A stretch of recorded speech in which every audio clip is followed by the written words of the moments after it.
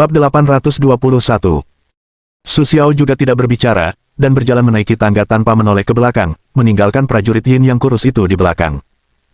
Lagi pula, Su Xiao sudah sangat lelah dengannya. Dalam hal ini, dia bisa saja menyingkirkan tamu yang menyebalkan ini. Lantai tangga yang sempit terbuat dari kayu mahoni, dan ada lukisan gantung yang sangat halus di kedua sisi dinding tangga. Meskipun kata-kata ini bukan barang antik yang berharga, Su Xiao dapat melihat bahwa kata-kata ini juga ditulis oleh para ahli, dan nilainya sangat tinggi jika dibeli. Setelah menaiki setidaknya 30 anak tangga, Su Xiao sampai di sebuah pintu kayu. Sekarang tidak ada orang di sekitar dan tidak ada peralatan komunikasi. Su Xiao hanya bisa mengetuk pintu kayu itu dengan ragu. Tak lama kemudian, sebuah suara rendah terdengar dari dalam pintu kayu. Sekarang kau tidak punya jalan kembali. Jika kau benar-benar memiliki kemampuan untuk menjadi anggota kami, ketuk pintu lagi 3 kali. Jika kau pikir tipu dayamu telah berakhir, silakan kembali. Kami tidak akan menyelidiki, tetapi jika kau bersikeras untuk berpura-pura gemuk, kau bisa masuk, tetapi aku tidak bisa menjamin apa yang akan kau hadapi. Su Xiao sekarang tentu saja anggota di ibu kota, jadi sangat wajar jika dia mengetuk pintu 3 kali. Baiklah, saya sudah lama tidak menerima anggota baru di pasar gelap saya. Karena Anda begitu percaya diri, saya juga menyetujui bahwa Anda adalah orang yang memiliki kemampuan untuk menjadi anggota kami. Kemudian terdengar bunyi klik di balik pintu, disertai dengan suara beberapa roda gigi berputar. Akhirnya, pintu kayu tebal itu terbuka perlahan, dan terdengar suara derit. Baru setelah pintu terbuka, Su Xiao menyadari bahwa pintu kayu itu juga disamarkan. Faktanya, masih ada banyak sekali perangkat presisi yang terhubung dengan kunci di balik pintu. Kunci, baut, dan saklar lainnya di balik pintu juga sangat rapat. Melihat begitu banyak kunci, Su Xiao merasa bahwa bosnya masih melindunginya, yang sungguh mengerikan. Membuka pintu, ada 6 pengawal bersenjata lengkap di dalam ruangan.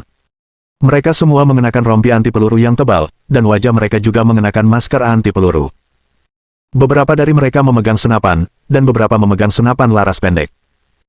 Selain itu, mereka berdiri di sekitar dengan tenang, tak bergerak, seperti patung. Dalam keheningan, mereka dapat menyampaikan kesan prestise. Jika seseorang dengan kualitas psikologis buruk, takut sampai di langkah ini pasti akan langsung ketakutan setengah mati. Di lantai ruangan ini terdapat karpet kulit beruang yang sangat halus. Di dinding terdapat beberapa spesimen kepala beruang dan kepala rusa. Dapur kecil di dinding menyala. Sofa di depan dibuat oleh pengrajin terbaik, dan dihiasi dengan pinggiran emas. Di samping sofa terdapat meja persegi yang indah, terbuat dari kayu mahoni. Seperti sofa, meja itu juga dihiasi ukiran penompen. Di atas meja ini terdapat sebotol anggur merah berkualitas, dan 2 gelas, 1 kiri dan 1 kanan, telah diisi. Tampaknya 1 gelas disiapkan terlebih dahulu untuk Su Xiao. Jadi kau benar-benar punya kemampuan untuk menjadi anggota kami, bukan? Di depan meja persegi itu, terdapat kursi putar yang sangat lebar dan empuk. Tampaknya bos sedang duduk di kursi itu dengan membelakanginya. Ya, kata Su Xiao sambil berjalan perlahan ke dalam, tetapi setiap langkah yang diambil Su Xiao, ke-6 pengawal di sekitarnya semakin erat menggenggam senjata mereka, dan perlahan-lahan mendekatkan tangan mereka ke pelatuk. Setelah Su Xiao masuk ke ruangan, pintu di belakangnya perlahan tertutup. Dengan bunyi keras, terdengar suara tumpul. Kemudian kunci pintu berputar, dan akhirnya seluruh pintu tertutup rapat seperti semula. Karena kau adalah bos pasar gelap ini, mengapa kau bahkan tidak berani menemuiku? Su Xiao sangat bingung untuk bertanya, sambil memilih posisi duduk yang nyaman di sofa, merasakan kelembutan sofa tersebut. Namun, jelas bahwa Su Xiao tidak membuat bos pasar gelap ini cemas. Sebaliknya, dia tertawa gembira. Lucu sekali. Ini pertama kalinya aku mendengar seseorang berani berbicara seperti itu kepadaku setelah sekian lama. Bos pasar gelap itu, yang membalas senyuman Su, perlahan memutar kursi putarnya. Wajahnya mengenakan topeng besi yang halus, dan tubuhnya juga mengenakan jubah yang terbuat dari kulit binatang. Terlihat sangat mahal. Ada berbagai macam cincin di jarinya, yang sangat berharga.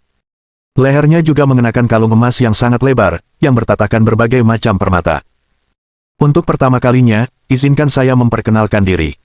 Saya bos pasar gelap bawah tanah ini. Anda bisa memanggil saya topeng besi. Suara topeng besi itu seperti ratapan dari jurang gelap, yang membuat orang gemetar ketakutan. Namun, kejadian ini tidak menakuti Su Xiao. Dia pernah melihat orang yang lebih mengerikan darinya sebelumnya. Di matanya, pakaian dan gaya perilaku si bertopeng besi hanyalah gertakan. Kalau begitu, apakah kau masih berani tidak mengungkapkan identitas aslimu?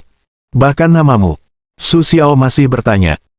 Tentu saja, setelah tinggal di tempat seperti ini begitu lama, kau pasti ingin mencari lubang di dinding tembaga dan mengubur dirimu sendiri, seperti aku, karena ada banyak sekali orang yang ingin mengganggumu dan banyak sekali orang yang menginginkan kepalamu.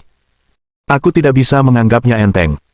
Sue mengangguk sambil tersenyum untuk menunjukkan pengertian. Kalau begitu, mari kita mulai. Petik 2.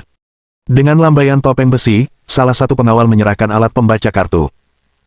Pada saat yang sama, pria bertopeng besi itu mengeluarkan revolver dari jubahnya yang lebar dan dengan lembut meletakkannya di atas meja. Senjata ini masih dimodifikasi secara khusus. Seluruh badan senjata dilapisi krom dan diukir dengan tulisan yang indah. Tapi Su Xiao tidak peduli. Dia mengeluarkan kartu dan menggeseknya di mesin kartu. Dia dengan terampil memasukkan kata sandi dan mulai mentransfer sejumlah uang. Namun dalam proses ini, suasana di sekitarnya tiba-tiba mencekam, dan bahkan beberapa penjaga di sekitarnya pun bersiap siaga. Melalui pemindaian sistem, Su Xiao dapat melihat bahwa kewaspadaan mereka meningkat selangkah demi selangkah, dan suara alarm perlahan berdering di benak Su Xiao. Setelah Su Xiao menyelesaikan prosedur menggesek kartu, pria bertopeng besi itu mengeluarkan ponselnya dan mulai memeriksa transfer. Di tengah malam, tidak ada yang seharusnya menangani uang dalam jumlah besar seperti ini. Lagi pula, itu $500.000. Tapi aku mengerti, begitulah, yang di depan sebenarnya tidak peduli dengan senyumannya, katanya pada Su tersenyum. Tidak peduli seberapa larutnya, selama aku ingin mengurus urusan terkait, seseorang di bank akan membantuku. Setelah sedikit melihat ekspresi bingung Su Xiao, Tiemian berkata dengan agak sombong. Karena aku adalah salah satu pemegang saham terbesar di bank, dan aku juga telah menandatangani perjanjian bahwa ketika aku membutuhkan sejumlah besar bisnis transfer uang dan layanan keuangan lainnya, harus ada seorang komisaris untuk melayaniku secara pribadi, dan gaji komisaris ini 10 kali lipat dari orang biasa. Mendengar suara acuh tak acuh si topeng besi, Su Xiao perlahan menyadari betapa luas kekuatannya. Meskipun ini adalah wilayah yang sering dilanda perang, tetapi di negara yang kacau seperti ini, membeli bank-bank negara, ini menunjukkan betapa kuatnya kekuatannya. Benar saja, dalam beberapa menit, ponsel si topeng besi berbunyi. Dia melihatnya sebentar, lalu meletakkannya dan tertawa puas. Bagus sekali. Sepertinya kesepakatan kita sudah tercapai. Kau benar-benar memiliki kekuatan finansial untuk menjadi anggotaku. Begitu si topeng besi selesai bicara, beberapa pengawal di sekitarnya tampak lega, dan pistol di tangannya sedikit rileks. Lalu ada ronde kedua. Si topeng besi dengan santai duduk di sofa, dengan bangga berkata kepada Su Xiao. Apa? Saat ini, Su Xiao juga mulai memaksa, dia belum pernah mendengar tentang ujian ronde kedua. Putaran ujian kedua ini tentang keberanianmu.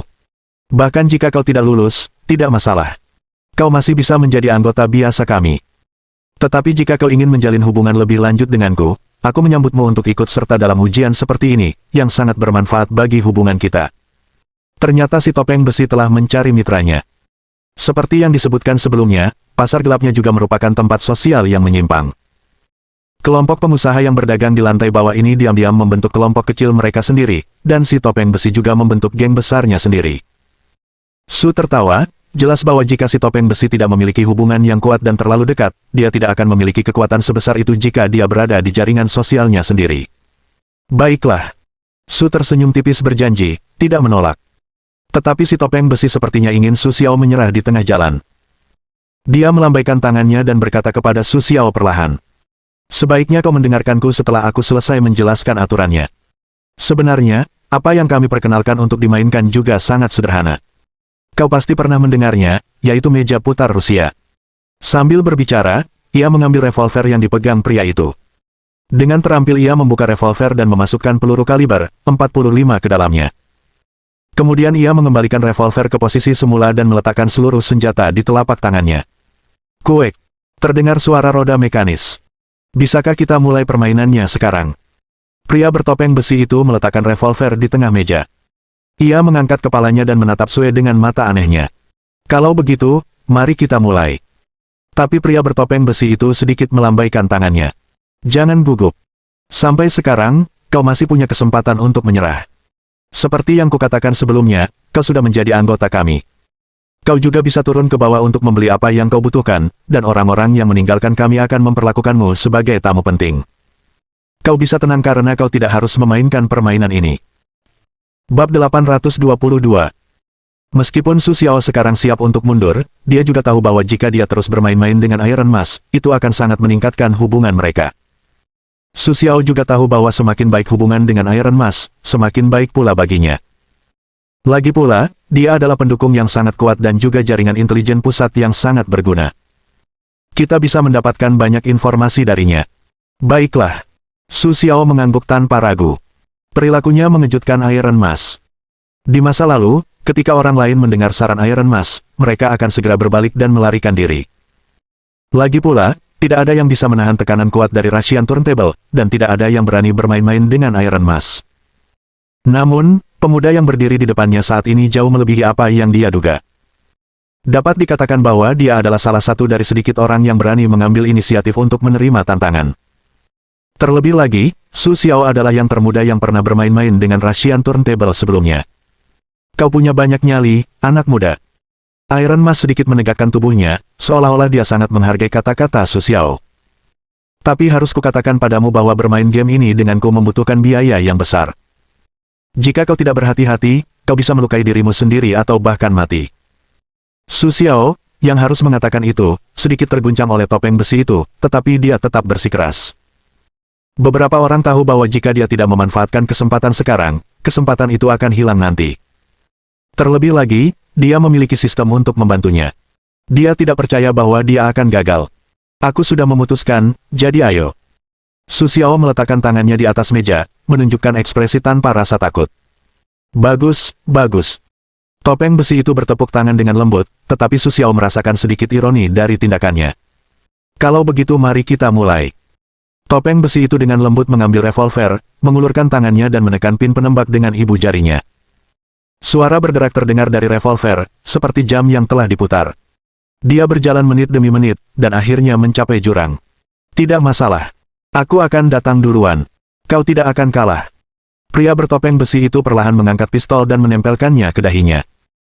Meskipun melalui topeng itu, Su Xiao tidak dapat melihat ekspresi dan wajahnya dengan jelas, tetapi melalui matanya, Su Xiao merasakan rasa santai yang belum pernah terjadi sebelumnya, seolah-olah apa yang dilakukannya tidak mengancamnya, atau pistol di tangannya hanyalah pistol air. Pada saat yang sama, dia perlahan menarik pelatuknya. Klik. Berputar dengan ganas, mendorong ke depan satu persatu, roll berputar satu lingkaran, tidak ada peluru yang keluar. Hampir saja. Pria bertopeng besi itu menghela napas lega, perlahan-lahan ia menempatkan ujung revolver tegak lurus di tengah meja, sambil menatap Su yang tersenyum. Sekarang giliranmu. Dari sudut pandang Su Xiao, jelas terlihat bahwa ekspresi pria bertopeng besi itu dibuat-buat. Sebenarnya, dia tahu dia akan baik-baik saja, tetapi untuk menciptakan suasana yang lebih menegangkan, dia hanya bisa sedikit berpura-pura. Su Xiao telah bertemu banyak orang dan hal yang lebih mengerikan sebelumnya, jadi wajar saja jika Su Xiao mulai berpikir bahwa pria bertopeng besi itu hanya menggertak. Melihat revolver yang indah di depannya, Su Xiao tidak ragu-ragu. Dia perlahan mengambil revolver itu dan meletakkannya di dahinya. Sistem, bantu aku memindai struktur seluruh senjata dan posisi peluru. Su Xiao berkata dalam hati. Tak lama kemudian, sistem dengan cepat memindai, dan segera perspektif seluruh revolver dan lokasi peluru muncul di benak Su Xiao. Melihat ini, Su Xiao terkekeh dan mendengus. Tekanannya langsung berkurang. Sekarang peluru sudah berada di ronde kelima, dan masih giliran pria bertopeng besi itu. Dengan kata lain, dia mungkin akan menembak dirinya sendiri. Namun Su Xiao tidak tahu apa yang dilakukan pria bertopeng besi itu terhadap pistolnya, jadi dia sudah sepenuhnya siap. Dia memindai detak jantung pria bertopeng besi itu, tetapi dia masih tidak melihat sesuatu yang aneh. Detak jantungnya normal, tidak seperti dia telah melakukan sesuatu. Yah, masih takut menarik pelatuknya. Suara pria bertopeng besi itu kembali terdengar dengan nada meremehkan. Su Xiao tidak peduli untuk menarik pelatuknya. Klik. Pin penembak melompat lagi dan roll bergerak satu ruang. Ah, tidak ada peluru. Sepertinya kau benar-benar beruntung. Pria bertopeng besi itu cukup terkejut saat mengatakannya, tetapi Su Xiao tidak mendengar nada janggal apapun dari suaranya. Apakah semuanya sesuai harapannya? Su Xiao sangat terkejut. Baiklah, sekarang giliran saya. Pria bertopeng besi itu tanpa basa-basi mengarahkan pistolnya ke kepalanya sekali lagi. Tetapi pada saat ini, Su Xiao dapat mendeteksi detak jantungnya yang lebih cepat melalui sistem. Jika semua ini adalah rencananya, maka dia seharusnya tidak gugup. Ada apa? Su Xiao tidak percaya bahwa seseorang dapat mencapai efek ini dengan persiapan yang matang, karena dia tahu betul bahwa detak jantung yang cepat dan suasana hati yang gugup sulit ditiru, bahkan aktor paling brilian pun tidak bisa. Pria bertopeng besi itu menarik napas dalam-dalam dan menarik pelatuknya. Klik. Pin pemicu terdorong dan peluncur berputar. Masih belum ada suara tembakan. Yah, sepertinya Tuhan telah melindungiku lagi, tapi apakah kau seberuntung itu? Setelah menarik pelatuk, pria bertopeng besi itu sekali lagi memberikan pistol itu kepada Su Xiao, dan tatapannya kembali menunjukkan rasa jijiknya, seolah-olah semuanya terkendali. Apa? Su Xiao tidak percaya bagaimana dia bisa berganti-ganti antara dua karakter tersebut. Sambil memikirkannya, ia mengambil revolver. Setelah ia mulai menembak, Su Xiao sekali lagi memastikan dengan sistem bahwa topeng besi itu tidak melakukan apapun, dan peluru masih berada di posisi kelima. Jika memang berkembang seperti ini, topeng besi itu akan segera mati. Sekarang giliran keempat. Selanjutnya, topeng itu akan tamat. Su Xiao menarik napas dalam-dalam, meletakkan revolver di atas kepalanya, perlahan menarik pelatuknya. Klik. Situasinya sama seperti sebelumnya. Tidak ada gerakan atau tembakan. Semua ini sudah diperkirakan oleh Su Xiao, tetapi ia tidak tahu apakah topeng besi itu juga memperkirakannya. Sekarang giliranmu, kata Su sambil tersenyum dan perlahan menyerahkan revolver kepada topeng besi itu. Dua peluru terakhir akan segera datang. Sekarang saatnya menentukan hidup dan mati. Jika kau tidak mati, atau aku tidak mati, dua peluru berikutnya akan ditembakkan. Kata topeng besi itu sambil bernapas terengah-engah, seolah-olah ia sedang menyemangati dirinya sendiri. Melihat topeng besi itu perlahan-lahan mengarahkan pistol ke dahinya, Su Xiao mulai khawatir apakah dia benar-benar akan bunuh diri. Suasana sekarang sangat tegang. Topeng besi khawatir akan terbunuh, sementara Su Xiao juga khawatir akan terbunuh. Dia sangat jelas bahwa topeng besi adalah teman yang langka. Jika terjadi kecelakaan, Su Xiao tidak dapat menjamin berapa lama dia bisa bertahan di sini. Terlebih lagi, bahkan jika topeng besi bunuh diri dengan revolver, opini publik mungkin akan menyalahkan Su Xiao. Apakah aku benar-benar perlu menghentikannya?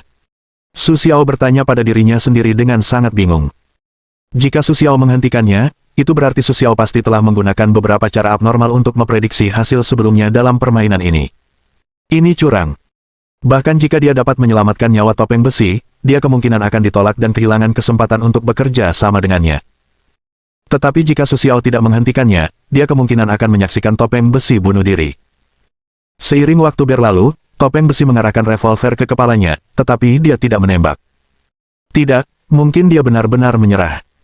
Dalam hati Su Xiao yang dipenuhi harapan, tiba-tiba di depan matanya terpejam, seseorang dengan tanpa ampun menarik pelatuknya. Tidak. Sue tertawa dan berteriak. Klik. Pin pemicu menekan dan roll berputar. Tapi tidak ada tembakan, dan topeng besi itu masih hidup. Apa yang terjadi? Saat Su Xiao dipenuhi keraguan dan tidak bisa mendapatkan jawaban, topeng besi itu kembali mengarahkan revolver ke Su Xiao. Ini berbahaya. Benar-benar berbahaya. Sepertinya Tuhan benar-benar memberkatiku. Kalau begitu, peluru terakhir adalah kau. Su tersenyum dan menatap revolver di depannya. Dia tidak percaya bahwa si topeng besi masih hidup. Apa yang sebenarnya terjadi? Su Xiao bertanya pada dirinya sendiri dalam hati. Tapi sekarang tidak ada gunanya bertanya pada diri sendiri. Lebih baik mengambil pistol dan melihat bagaimana hasilnya. Su Xiao dengan cepat mengambil revolver dan mulai memeriksa sistemnya. Namun yang mengejutkan Su Xiao adalah peluru, yang awalnya berada di putaran kelima, melompat ke putaran keenam. Artinya, jika Su Xiao mulai merampok sekarang, dia pasti akan mati. Sekarang Su Xiao berada dalam dilema. Dia memiliki alasan kuat untuk membuktikan bahwa si topeng besi curang, tetapi dia tidak dapat menunjukkan buktinya. Ini adalah perdebatan tanpa bukti. Akibatnya, Su Xiao harus sangat jelas. Saat Su Xiao masih memegang revolver dalam keadaan linglung, si topeng besi berbicara lagi. Kau tahu, tak terhitung banyaknya orang yang pernah memainkan permainan ini denganku sebelumnya, tetapi mereka semua menyerah karena tekanan psikologis yang terlalu besar, tetapi kau berbeda dari mereka. Bahkan di ambang kematian, kau tetap tidak menyerah. Aku mengagumi keberanianmu. Dalam permainan ini, kau menunjukkan keberanian yang luar biasa. Namun, mendengar kata-kata sang topeng besi, Su Xiaoqi tidak ikut campur. Aku curiga kau curang. Su Xiao menatap tajam sang topeng besi, tetapi dia sama sekali tidak peduli. Namun, mendengar kata-kata Tuan, para penjaga di sekitar sang topeng besi mengarahkan senjata mereka ke Su Xiao sejenak. Tenang semuanya. Turunkan senjata kalian. Sang topeng besi melambaikan tangan, menyuruh para penjaga menurunkan senjata mereka, lalu berkata. Sebenarnya, Kau bukan orang pertama yang meragukanku, dan mungkin kau bukan yang terakhir, tetapi kita sering mengatakan bahwa hal-hal sulit diprediksi. Cara untuk menghindari bencana adalah dengan mengandalkan kemampuan dan keberuntunganmu sendiri. Anehnya, dalam hal ini, Kaisar tampaknya telah melindungiku. Tidak peduli bagaimana aku bermain, aku pasti akan menang. Bab 823. Mendengar ucapan si topeng besi, Su Xiao pun merasa sangat terkejut. Dia tahu bahwa beberapa orang memang sangat beruntung, tetapi dia tidak pernah percaya bahwa seseorang bisa seberuntung itu menang hanya dengan memainkan permainan meja putar Rusia berkali-kali dengan orang lain. Kau benar-benar tidak melakukan apapun. Su Xiao masih sangat tidak mengerti pertanyaan itu. Tidak, aku bersumpah padamu. Sambil berbicara, si topeng besi mengulurkan tangan ke Su Xiao. Permainan ini pada dasarnya sudah berakhir. Tolong kembalikan pistolnya. Su Xiao perlahan menyerahkan pistol itu, si topeng besi memegangnya beberapa kali, dia membuka roda dan peluru di dalamnya keluar. Jingle. Peluru-peluru itu mengeluarkan suara tajam di atas meja. Kuharap kau tidak keberatan, tapi itu benar.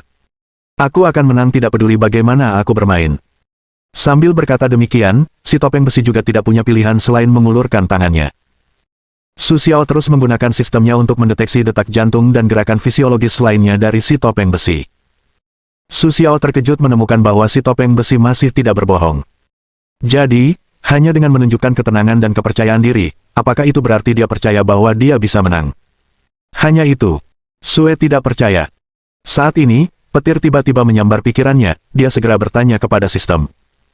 Sistem, tolong beritahu saya apakah topeng besi itu adalah sebuah pecahan.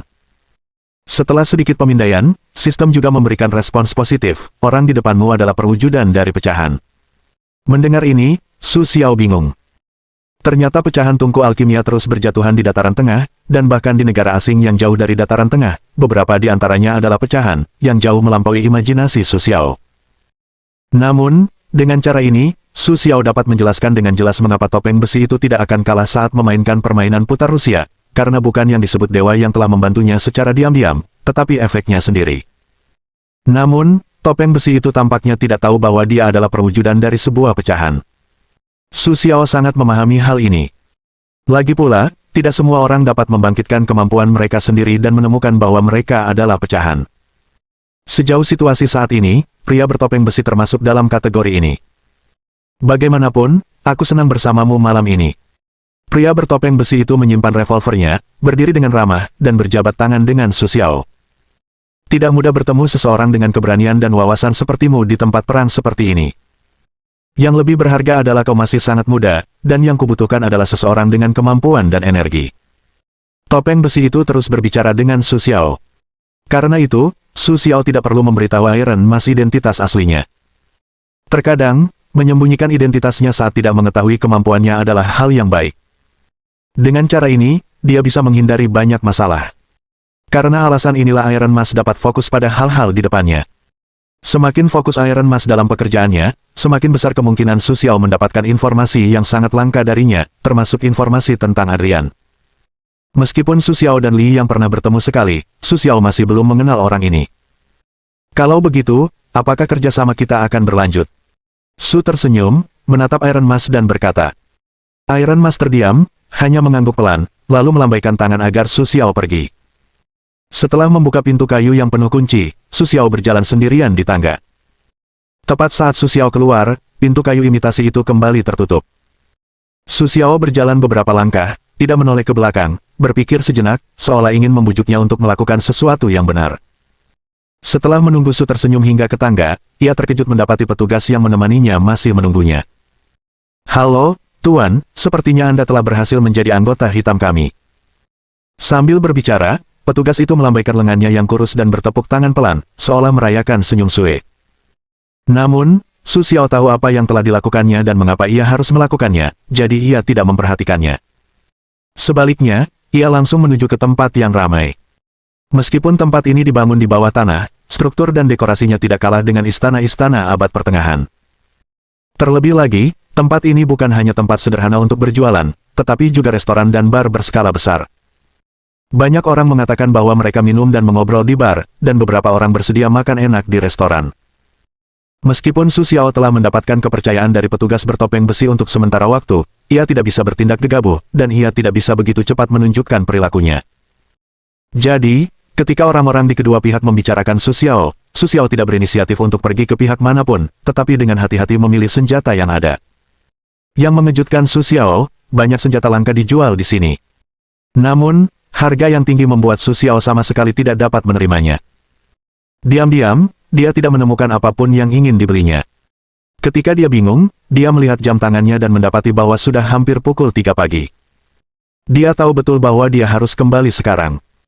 Jika dia berlama-lama lagi, dia khawatir Ana akan mendapati dirinya menyelinap keluar.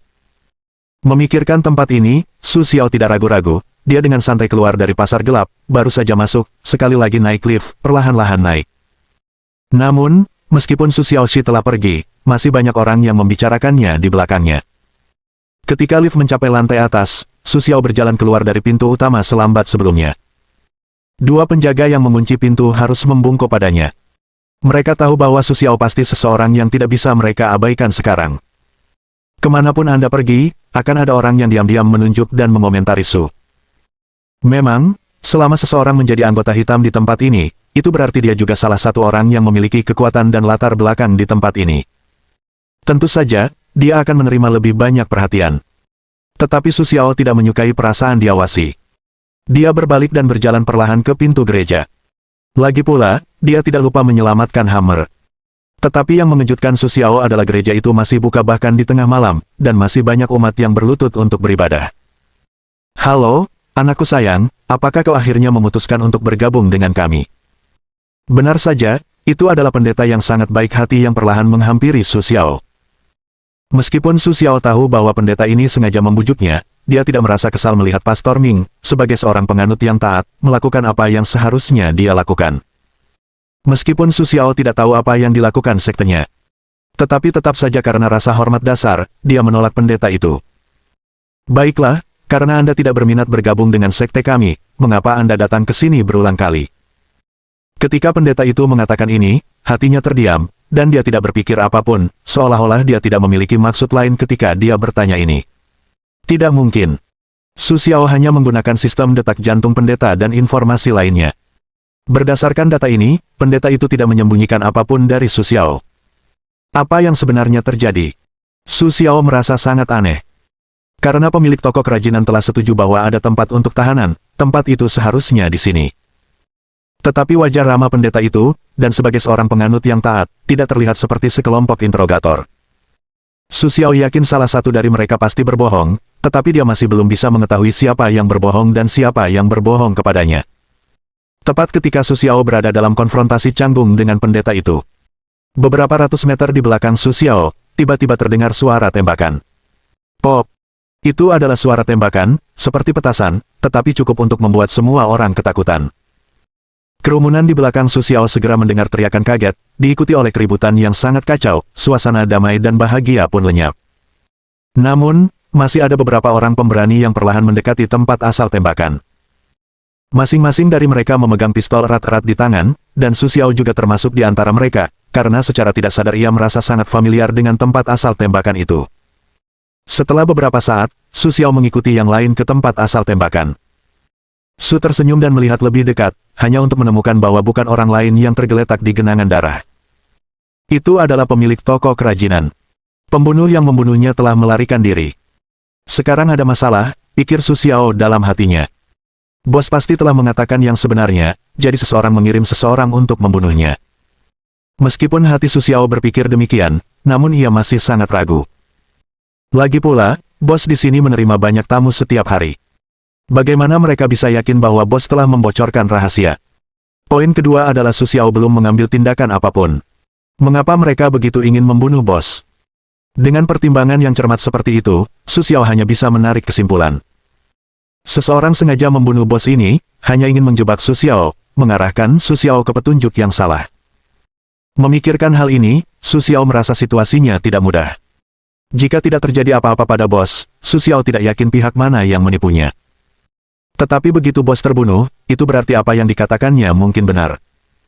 Namun hal yang paling mendesak adalah Su Xiao belum mengungkapkan informasi apapun, dan tidak menunjukkan petunjuk apapun. Bagaimana mereka bisa tahu tentang kebocoran informasi ini? Bab 824. Sekarang Su Xiao berdiri di sini dan tidak dapat mengambil kesimpulan apapun. Lebih baik menangkap si pembunuh dan menginterogasinya secara langsung, bukan secara tidak langsung. Memikirkan hal ini, Su Xiao segera memulai sistem, bantu saya melacak jejak kakinya, saya ingin mengejar si pembunuh ini. Sistem tidak berbicara. Ia berlari cepat. Setelah beberapa saat, setelah memindai tanah di sekitarnya, sistem menandai beberapa jejak kaki dengan sorotan merah. Su Xiao mengamati jejak kaki ini dan menemukan bahwa si pembunuh tampaknya sengaja mengganggu pandangannya karena ada banyak jejak kaki yang rumit di tempat ini. Untuk tujuan rencana ini, si pembunuh bahkan mengganti 3 pasang sepatu dan menginjak tanah berulang kali. Akibatnya, tidak ada yang tahu ke arah mana si pembunuh berlari. Namun samar-samar, Su Xiao sepertinya memperhatikan sesuatu yang lain. Di sekitar salah satu jejak kaki ada sedikit tanah. Lumpur itu tampaknya tidak penting sama sekali, tetapi itu adalah bukti bahwa si pembunuh benar-benar tangguh, karena untuk membunuh di kota, Anda harus menyewa pembunuh dari tempat lain. Si pembunuh pasti masuk dari luar jika ingin memasuki kota, itulah sebabnya sepatunya pasti ternoda oleh tanah unik ini. Su Xiao berpikir, di sini ia tidak punya siapa-siapa, jadi ia segera mengikuti jejak kaki untuk mengejarnya. Sistem juga mendeteksi niat Su Xiao, dan ketika Su Xiao mulai bergerak, sistem secara otomatis menandai jejak kaki dengan tanda merah. Jejak kaki telah menyebar ke timur kota. Tampaknya setelah membunuh bos, si pembunuh langsung bergegas ke timur tanpa henti. Su Xiao menduga bahwa ia berada di posisi ini untuk bertemu dengan orang lain. Benar saja, ketika ia mendekati si pembunuh, jejak kakinya menjadi semakin padat. Tampaknya ketika ia berlari ke sini, ia mengira dirinya aman, jadi ia memperlambat langkahnya dan mulai berjalan. Su Xiao membungkuk di pinggir jalan dan perlahan bergerak maju. Sisi timur kota dulunya adalah pusat kota yang terbengkalai. Meskipun bangunan di sekitarnya masih sama seperti sebelumnya, hampir tidak ada pejalan kaki di jalan, terutama pada pukul 2 atau 3 pagi. Su Xiao perlahan melangkah maju, tanpa khawatir siapa yang akan ditemuinya di sepanjang jalan. Benar saja, Su Xiao melewati semak kecil, dan dia mendengar suara seseorang mengobrol di dalamnya. Kau telah melakukan pekerjaan dengan baik. Selama kau berhasil, rencana kita akan selesai. Sekarang setelah aku menyelesaikan tugas, kalian harus memberiku hadiah yang kalian janjikan. Ya, aku tahu. Jangan khawatir. Aku orang yang menepati janji. Tapi yang masih belum ku mengerti adalah, kenapa kau mengincar anak itu? Setidaknya dari luar, kurasa orang itu bukan ancaman. Kau salah, temanku. Orang tidak bisa dinilai dari penampilan. Kau ingin melihat bahwa dia tampak seperti anak kecil, tapi sebenarnya aku bisa merasakan ada sesuatu yang tidak biasa padanya. Jika dia tidak bisa kumanfaatkan, aku harus membunuhnya. Kalau tidak, begitu jatuh ke tangan orang lain, dia akan menjadi ancaman besar bagi kita. Apapun yang kau katakan, aku sudah datang jauh-jauh ke sini hanya untuk mendapatkan imbalanku. Oke, aku mengerti. Ini hadiahmu. Tanda seru. Bang! Tiba-tiba, terdengar tembakan lagi di hutan. Apa? Su Xiao tidak percaya hal seperti ini bisa terjadi. Dia bergegas masuk ke hutan. Tapi ternyata tidak ada orang di sekitar kecuali mayat si pembunuh tergeletak di tanah. Sistem, bantu aku menemukan jejak kaki orang yang membunuh si pembunuh ini. Tapi sistem dengan hati-hati memindai sekeliling, tetapi tidak menemukan jejak kaki abnormal lainnya. Jejak kaki di tempat ini hanya miliknya dan si pembunuh. Memikirkan hal ini, Su Xiao mulai panik. Sial, aku telah ditipu. Su Xiao kemudian merenungkan sesuatu, tetapi sudah terlambat. Dengan suara tembakan, ada sekelompok besar orang bersenjata berlari ke arah ini. Melihat jalan di sisi kiri dan kanan diblokir oleh kerumunan, Su Xiao tahu bahwa dia tidak bisa melarikan diri sekarang, jadi dia mulai membungkuk untuk mengamati mayat si pembunuh. Dia berharap dia akan dikira sebagai si pembunuh dan uang yang telah dia sita dapat memberikan informasi yang cukup. Su Xiao setelah diperiksa dengan saksama, ditemukan bahwa kematian si pembunuh bukanlah pembunuhan, melainkan bunuh diri. Meskipun Su Xiao sangat enggan mempercayai fakta ini, namun hasil pemeriksaan di depan tubuh menunjukkan hal tersebut. Melalui pemindaian sistematis, ditemukan bahwa pistol yang jatuh di tanah milik si pembunuh penuh dengan sidik jarinya sendiri, dan hingga saat kematiannya, tangannya masih memegang pistol itu dengan erat.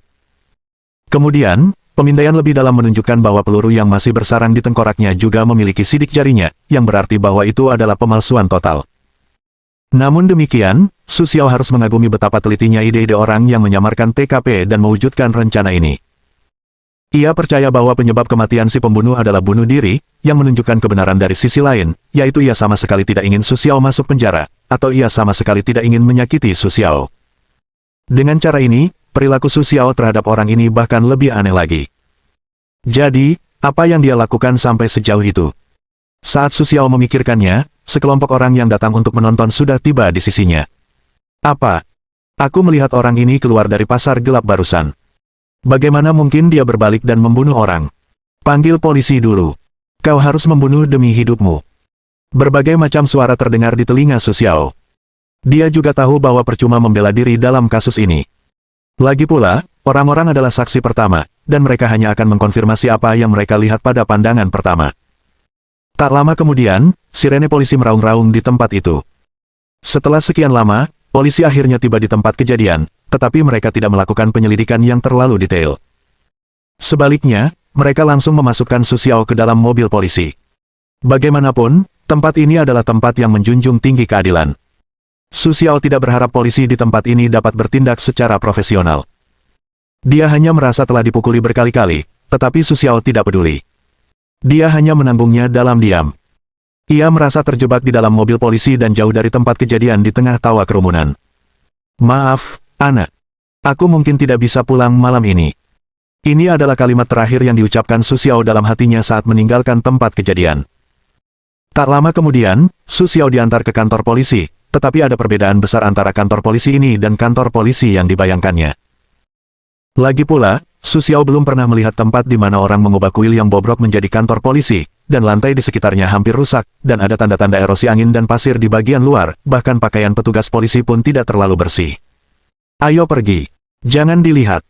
Begitu keluar dari mobil, polisi terus mendorong Su Xiao.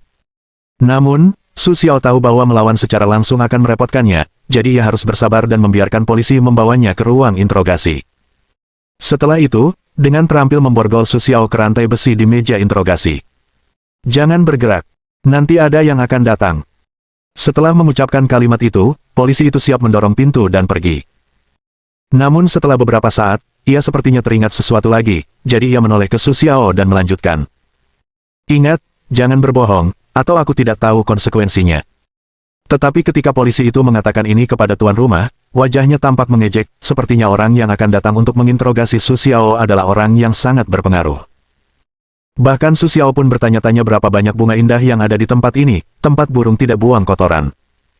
Lalu polisi itu menutup pintu dan pergi, meninggalkan Su Xiao sendirian di ruang interogasi.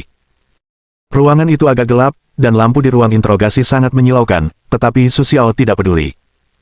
Ketika dia merasa tidak bisa pergi, dia segera menggunakan sistemnya sendiri untuk memindai lingkungan sekitarnya. Pertama-tama, meja interogasi ini sudah lama digunakan, dan salah satu kakinya berkarat. Jika Su Xiao menariknya, dia seharusnya bisa menarik kaki ini juga. Kemudian ada rantai besi di meja interogasi. Salah satu sekrupnya sudah longgar. Meskipun tampaknya bisa membantu orang di permukaan, selama Su Xiao memutar sekrupnya beberapa kali lagi, sekrup akan longgar, dan Su Xiao juga bisa melepaskan diri dari rantai besi itu. Dan borgol di tangannya jelas terbuat dari logam berkualitas rendah. Meskipun terlihat seperti mampu memborgol tangannya, bahan logam kedua borgol itu sangat buruk. Meskipun terasa kuat, Su Xiao menemukan bahwa selama dia tidak takut sakit, dia dapat menekan borgol dengan salah satu tangannya beberapa kali, dan hanya dengan sentuhan yang cukup kuat, borgol akan bengkok, dan kemudian dia dapat dengan mudah meraihnya. Dan di balik tembok di belakang Su Xiao adalah halaman belakang kantor polisi. Halaman belakang kantor polisi sangat luas. Ratusan meter jauhnya, itu adalah gurun yang tak terbatas. Pada saat itu, akan sangat sulit bagi para polisi ini untuk menangkap orang, dan yang lebih penting, tembok di belakangnya jelas merupakan hiasan. Melalui pengamatan sistematis, Su Xiao menyimpulkan bahwa tembok itu telah runtuh sebelumnya, dan sekarang sedang diperbaiki sementara. Tetapi karena tukang perbaikan tembok malas, mereka menggunakan bahan yang buruk. Meskipun tembok itu terlihat dan terasa sangat kuat, seolah-olah tidak dapat digoyahkan, Su Xiao tahu bahwa selama dia memukulnya dengan seluruh kekuatannya, tembok itu pasti akan runtuh. Bab 825. Di ruang interogasi yang remang-remang ini, Su Xiao duduk tanpa bergerak, tangannya terikat erat ke meja interogasi dengan rantai besi, seolah-olah mereka takut Su Xiao akan melarikan diri. Meskipun Su Xiao telah mempelajari situasi di sekitarnya melalui pemindaian dan deteksi sistem, dapat dikatakan bahwa ruang interogasi ini penuh dengan celah, tetapi Su Xiao tidak melarikan diri. Dia ingin bertemu dengan orang yang akan menginterogasinya. Benar saja, setelah menunggu hampir setengah jam, pintu ruang interogasi akhirnya dibuka. Dengan suara berderit, sesosok muncul di pintu ruang interogasi. Karena cahaya di ruang interogasi terlalu redup, Su Xiao tidak dapat melihat pria itu dengan jelas. Dia harus menunggu pria itu mendekat dan menunjukkan wajahnya.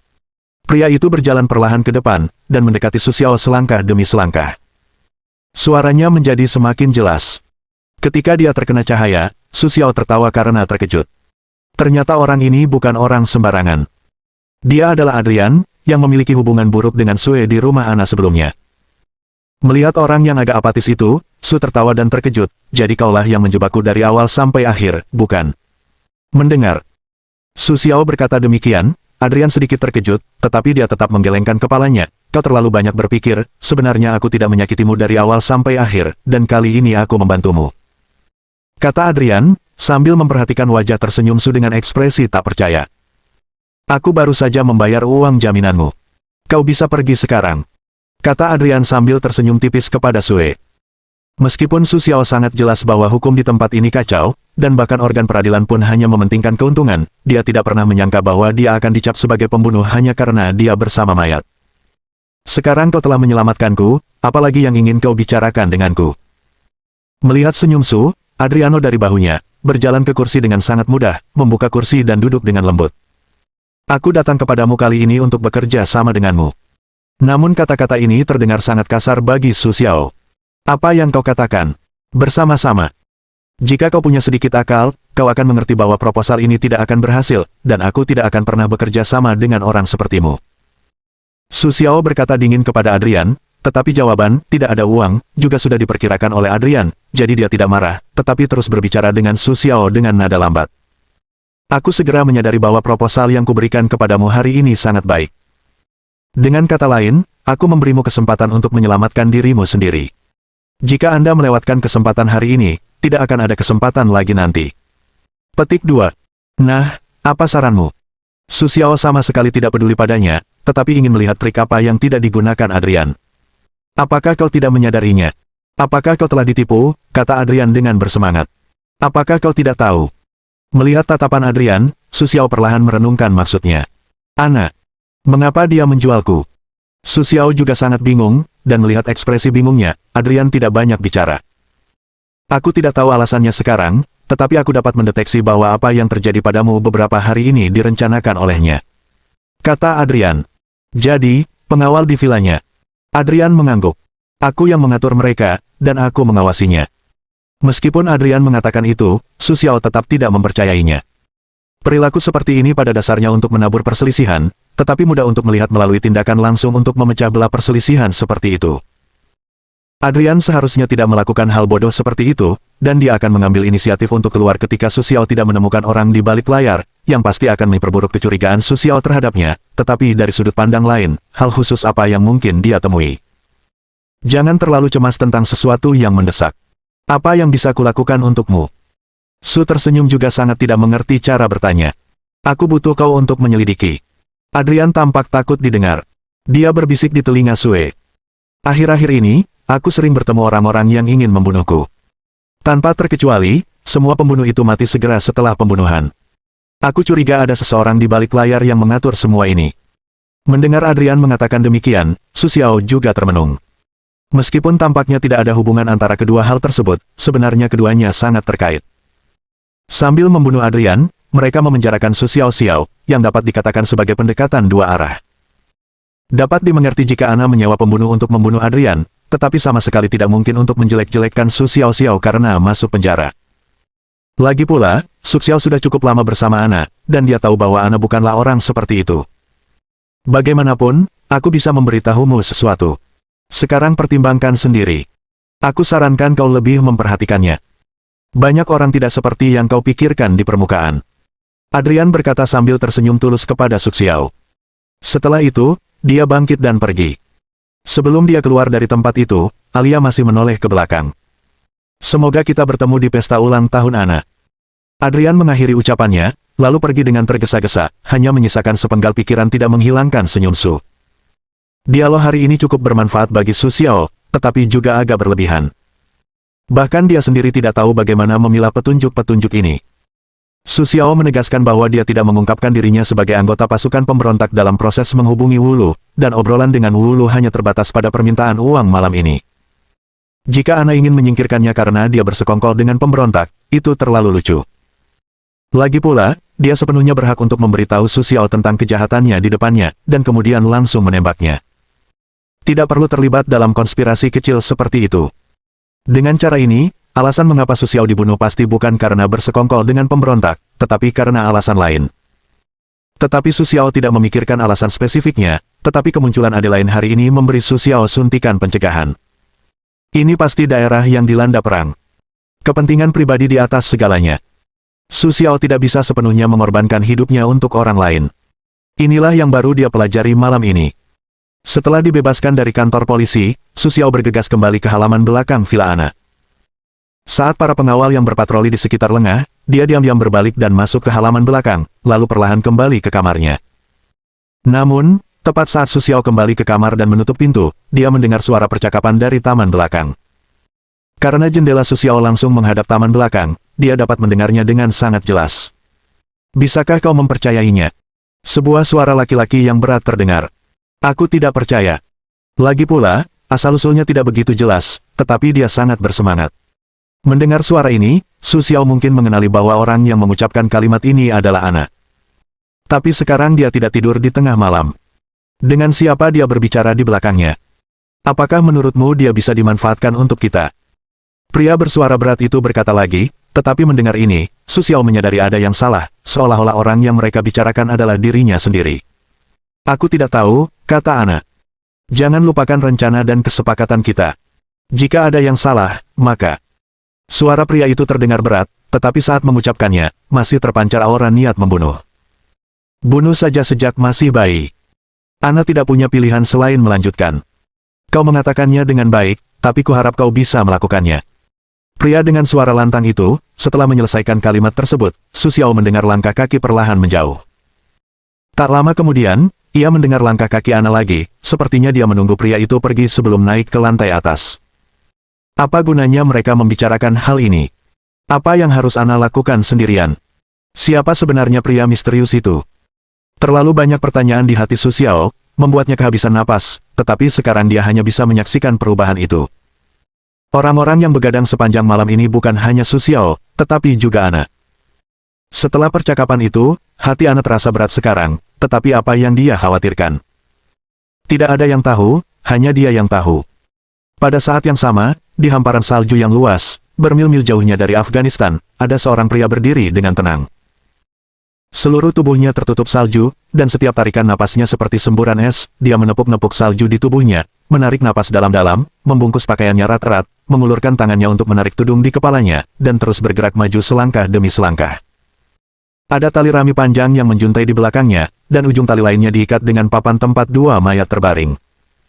Yah, sekarang kau sudah pergi, kau bahagia, tetapi aku masih menderita. Begitu pria yang malu itu membuka mulutnya, sebuah suara wanita yang sangat familiar terdengar. Ternyata pria itu adalah La Zhen. Melalui ekspresinya yang penuh martabat, kita dapat melihat bahwa dia tampaknya sedang berusaha sekuat tenaga dan menahan sesuatu. Sudah berakhir. Pokoknya, semuanya sudah berakhir. Aku akan membantumu pada akhirnya. Saat pria itu menyeret papan di belakangnya, dia tidak mengatakan apapun, tetapi samar-samar, dia merasa bahwa wanita itu tidak berbicara kepada kedua mayat itu, atau kepada lingkungan sekitarnya. Dia berbicara kepada dirinya sendiri, seolah-olah dia bisa menghibur dirinya sendiri dengan mengucapkan lebih banyak kata-kata seperti itu saat ini. Tetapi dia berkata untuk kembali berkata, sambil meneteskan air mata yang hampir menetes dari sudut matanya. Kedua mayat di atas papan itu adalah biksu terkemuka tanpa nama dan Wuxin, dan mereka tampaknya memiliki hubungan yang dalam dengan La Zhen. Bab 826. Pagi-pagi sekali, Su Xiao tidak tidur semalaman. Setelah bola-bali beberapa saat, dia bangun dari tempat tidur dan menggosok pipinya dengan putus asa. Matanya yang merah dan bengkak membuka pintu dan bersiap untuk turun sarapan. Namun, yang mengejutkan tuan rumah, Ana juga seperti dia hari ini, dengan sepasang mata merah dan bengkak. Apakah kamu tidak tidur nyenyak semalam? Ana adalah orang pertama yang memecah rasa malu. Hampir. Lagi pula, ada terlalu banyak hal yang harus dipikirkan akhir-akhir ini. Su tersenyum tipis. Ya, di tempat seperti ini yang didasarkan pada kepentingan pribadi, kamu harus selalu memikirkan bagaimana cara bertahan hidup. Ana menundukkan kepalanya saat berbicara, seolah-olah dia masih berpikir saat ini. Sekarang ada terlalu banyak hal lain. Mari kita sarapan. Ana tidak berbicara, dia hanya mengangguk lemah dan melambaikan tangan kepada pelayan di sampingnya. Tak lama kemudian sarapan disajikan. Su Xiaogan tidak nafsu makan akhir-akhir ini, tetapi dia juga berpura-pura makan. Tidak ada percakapan di antara mereka sepanjang pagi, seolah-olah mereka lelah satu sama lain. Pesta ulang tahun Ana akan segera dimulai. Pada hari itu, setelah sarapan, Su Xiao dengan santai berjalan-jalan di taman. Sejak terakhir kali ia diajak ke sini, ia selalu suka duduk di sini. Ia merasa bahwa selama ia beristirahat di sini, ia bisa melupakan semua masalahnya. Permisi, Tuan. Saat itu, tiba-tiba seorang pengawal diam-diam datang ke sisi Su Xiao. Ada seorang pria di pintu yang ingin memberikan sesuatu kepada Anda. Kata pengawal itu dengan ringan. Tapi saya bukan pemilik rumah ini. Jika seseorang benar-benar ingin mengambil barangnya, Anda harus pergi ke nyonya rumah. Su berkata sambil tersenyum, tidak memperhatikannya, menemukan posisi yang nyaman untuk menyesuaikan diri, dan terus bersandar di bangkunya. Tapi pria yang datang untuk mengantarkan barang-barang itu telah menjelaskan bahwa ia harus mengantarkannya kepada Anda secara langsung. Su Xiao kemudian menyadari ada sesuatu yang tidak beres, ia segera menatap pengawal itu. Meskipun pengawal itu tidak menunjukkan banyak ekspresi di wajahnya, Su Xiao melihat kecemasannya melalui matanya. Baiklah. Saya akan pergi bersama Anda sekarang. Su Xiao tidak banyak bicara, tetapi buru-buru mengikuti pengawal ke sudut kecil pintu. Di sudut kecil itu, ada sebuah Subaru mewah yang terparkir. Sepertinya ada seseorang yang menunggu di dalam. Tanpa ragu, dia pergi ke Subaru, perlahan membuka pintu dan duduk di dalamnya. Benar saja, seorang pria berjaket dan topi felt duduk di samping Su Xiao. Kau di sini, bagus, dan aku khawatir kau tidak akan datang. Petik 2. Meskipun Su Xiao tidak melihat wajahnya, dia bisa tahu dari suaranya bahwa pria ini adalah seorang pria bertopeng besi. Aku tidak menyangka kau begitu sibuk di waktu biasa. Mengapa kau datang kepadaku saat kau senggang hari ini? Su Xiao adalah orang yang pengertian.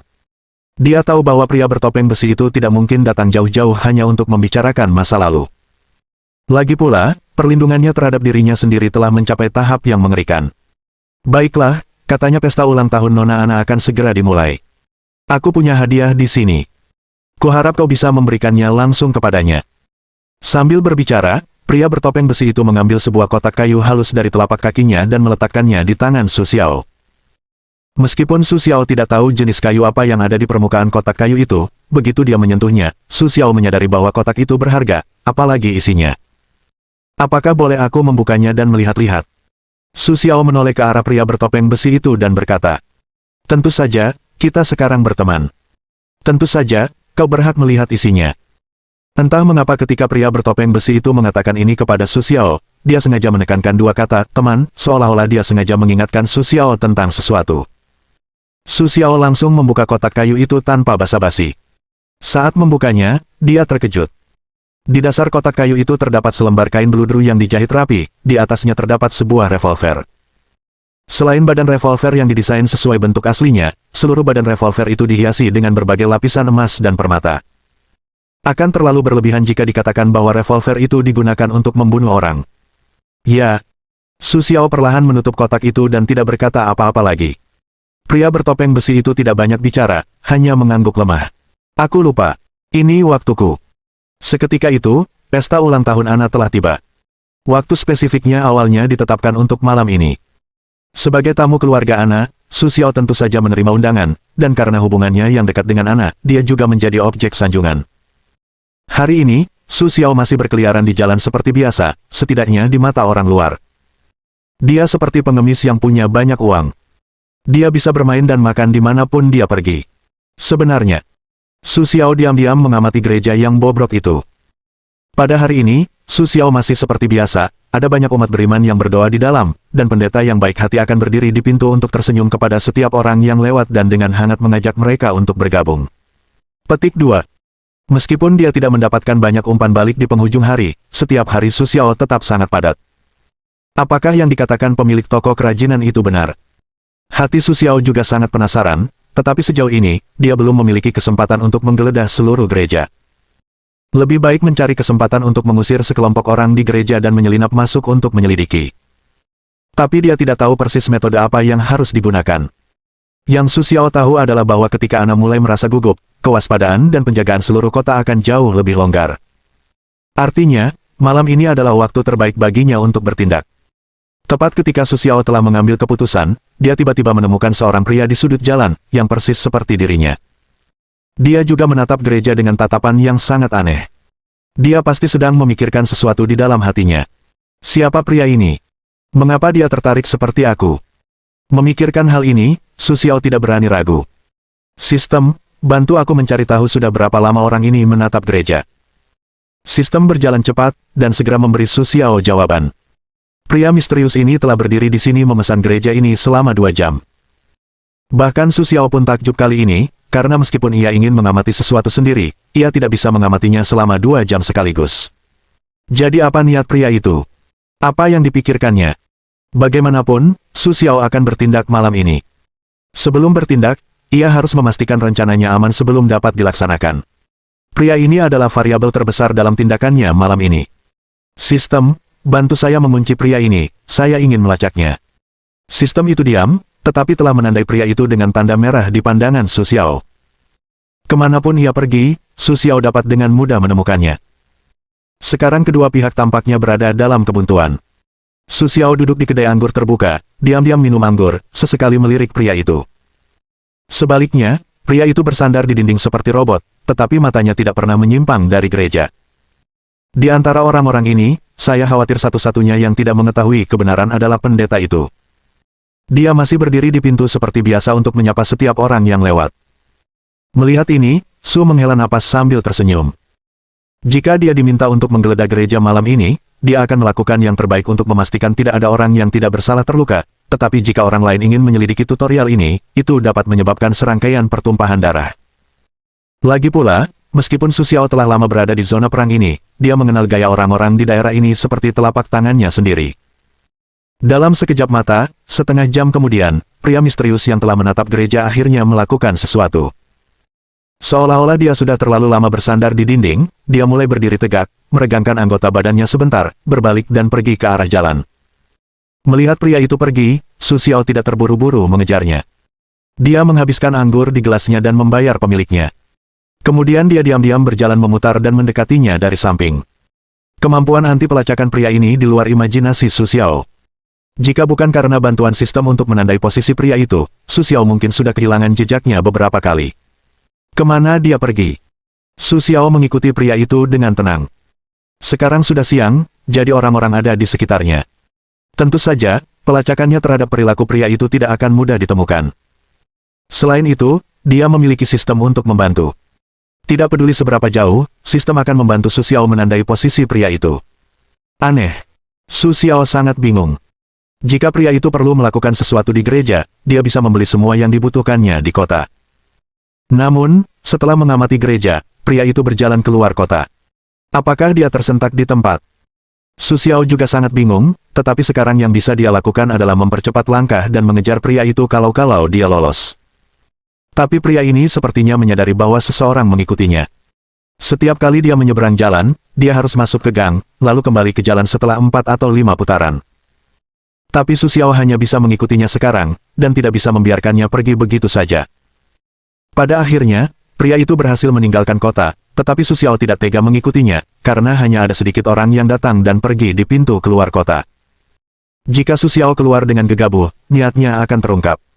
Jadi Su Xiao sekarang hanya bisa mengamati pria itu pergi, tetapi sistem telah melacak jejak pria itu. Baru setelah pria misterius ini begitu jauh sehingga dia tidak dapat melihat posisi Su Xiao dengan jelas, Su Xiao meluangkan waktu untuk keluar kota. Halo, Tuan. Aku tak menyangka saat Su Xiao melewati kedua penjaga itu, mereka malah memberi hormat kepada Su Xiao. Hal ini sangat mengejutkan Su Xiao. Tampaknya orang-orang yang memiliki koneksi di kota ini seringkali dihargai. Tapi Su Xiao tidak ingin berurusan dengan kedua penjaga itu sekarang. Dia dengan cepat mengeluarkan jilbab dari pakaiannya dan melilitkannya di kepala dan wajahnya, berpura-pura menjadi seorang pengembara. Lagi pula, di tempat ini, Su Xiao sering menyamar sebagai pengembara yang berjalan di padang pasir. Setelah berkamuflase, Su Xiao melangkah di atas pasir dan terus melacak pria itu di padang pasir. Namun Su Xiao sangat terkejut karena pria itu bisa berjalan begitu cepat di pasir, sehingga ia bertanya-tanya apakah pria itu telah bereinkarnasi. Ketika pria itu sampai di sebuah lubang kecil yang dikelilingi gundukan pasir, ia tak kuasa menoleh ke kiri dan ke kanan. Setelah memastikan tidak ada siapapun, ia mulai menggali di gundukan pasir di dekatnya dengan tangan kosong, seolah-olah sedang menggali sesuatu. Beberapa saat kemudian terdengar bunyi gemerincing, dan sebuah sekop jatuh dari gundukan pasir. Pria itu dengan cepat mengambil sekop dan mulai menyekop pasir di bagian tengah ruang terbuka. Terlihat bahwa ia sangat gugup, seolah-olah takut terlihat. Namun, ia melakukan adegan ini dengan senyum su. Pria ini masih mengayunkan sekop besinya, dengan gila-gilaan menggali pasir. Semakin banyak pasir yang digali, perlahan-lahan muncul sesuatu yang terkubur di dalam pasir. Su menatap tajam, tetapi menemukan bahwa itu adalah pintu rahasia tersembunyi. Sekarang Su Xiao dapat menyimpulkan sementara bahwa pria itu bergabung dengan sebuah organisasi. Ia datang ke kota untuk berperang hari ini hanya untuk mempersiapkan serangan mereka. Malam ini adalah pesta ulang tahun Ana, jadi pasukan akan relatif lemah. Jika kelompok bandit terorganisir ini memanfaatkan kesempatan, aku khawatir mereka benar-benar bisa merebut kota ini. Memikirkan hal ini, Su Xiao tahu bahwa gerombolan bandit ini tidak boleh berhasil di dunia ini sekarang. Dia menarik syal yang melilit kepalanya untuk menutupi wajahnya dan perlahan mendaki menuju pintu yang tertutup rapat. Setelah pria misterius itu berhasil menggali pintu rahasia, dia menyembunyikan sekop di bukit pasir seperti sebelumnya, dan masuk ke jalan rahasia, lalu perlahan menutup pintu, karena takut menimbulkan suara. Tidak lama setelah pria itu pergi, Su Xiao mendaki di depan pintu rahasia. Pintu itu tampak sangat tua, dan terbuat dari logam. Setelah pintu ditutup, ia akan terkunci sempurna. Tidak peduli bagaimanapun cara peledakannya, sulit untuk membukanya. Meskipun sudah lama berada di gurun ini, permukaan pintu besi itu tertutup lapisan pola dan beberapa sudutnya mulai berkarat, tetapi tetap merupakan pintu besi yang tak dapat dihancurkan. Melihat medan di sekitarnya, Su Xiao awalnya menilai bahwa itu pasti bangunan yang digunakan untuk menghindari tembakan artileri selama perang, tetapi setelah perang, tempat seperti itu ditinggalkan dan secara bertahap diduduki oleh kelompok bandit yang terorganisir dan disiplin ini, dan kemudian mulai menyebar ke sekitarnya. Di gurun Afghanistan yang luas, mungkin ada banyak benteng seperti ini. Jika ada bandit di setiap benteng, Su Xiao tidak dapat membayangkan berapa banyak bandit yang ada di tempat ini. Pintu besi ini masih menggunakan kunci kode 3 digit yang sangat kuno. Selama kodenya benar, pintu akan langsung terbuka.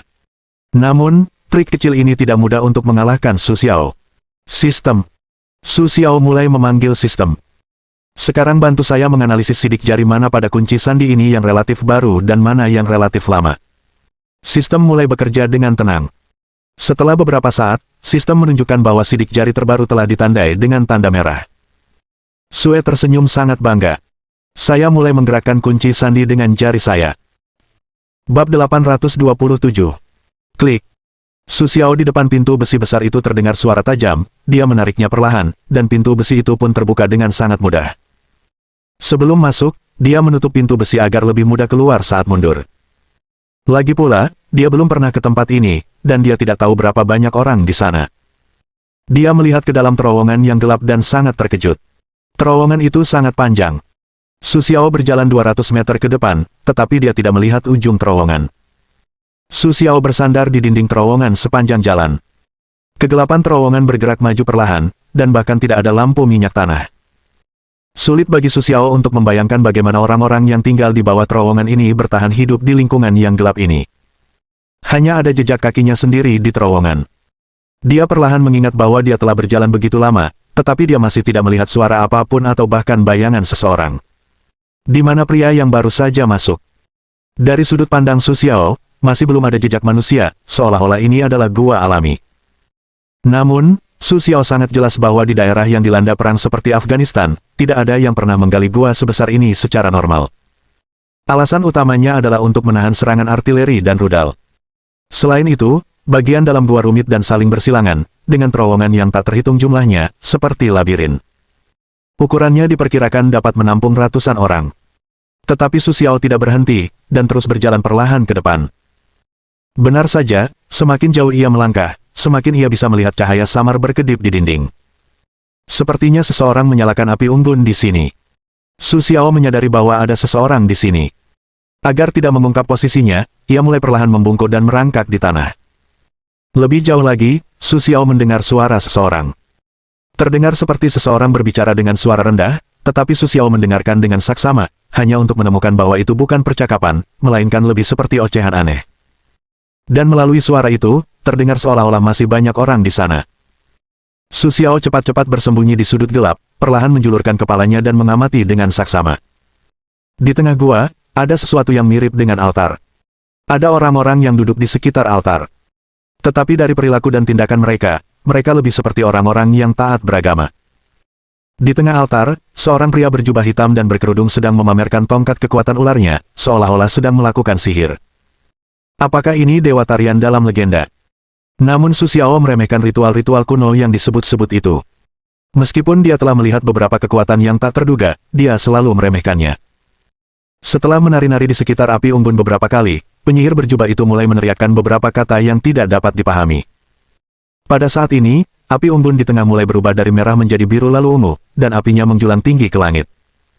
Duduk di sekitar api unggun, para penganutnya berlutut satu persatu, mengulurkan tangan ke depan, dan terus memukul tanah. Terdengar seolah-olah mereka sedang menyanyikan sebuah balada yang tidak dikenal. Pukulan itu sangat berirama, dan kata-kata yang mereka ucapkan atau serukan juga berirama. Apa yang sebenarnya mereka lakukan? Melihat hal aneh ini, Su Xiao merasa semakin terbiasa, bahkan sangat geli. Lagi pula, di era ini, siapa lagi yang akan mempercayai tahayul seperti ini? Boom! Tiba-tiba, api unggun di tengah tampak disiram bensin, dan tiba-tiba berkobar. Bayangan penyihir yang berdiri di tengah kerumunan juga menjadi sangat tinggi dalam cahaya api, dan dia tampak seperti dirasuki sesuatu, dengan penampilan yang aneh dan tidak masuk akal. Dia tampak menderita epilepsi, berdiri di tempat yang sama dan gemetar, matanya melirik ke atas, seolah-olah hampir pingsan. Namun, sekelompok umat Protestan yang duduk di sekelilingnya, tetap menyembahnya dengan sangat khusyuk sebanyak 3 kali. Tak lama kemudian, penyihir yang dirasuki itu mulai mengatakan sesuatu, lalu pingsan di tanah.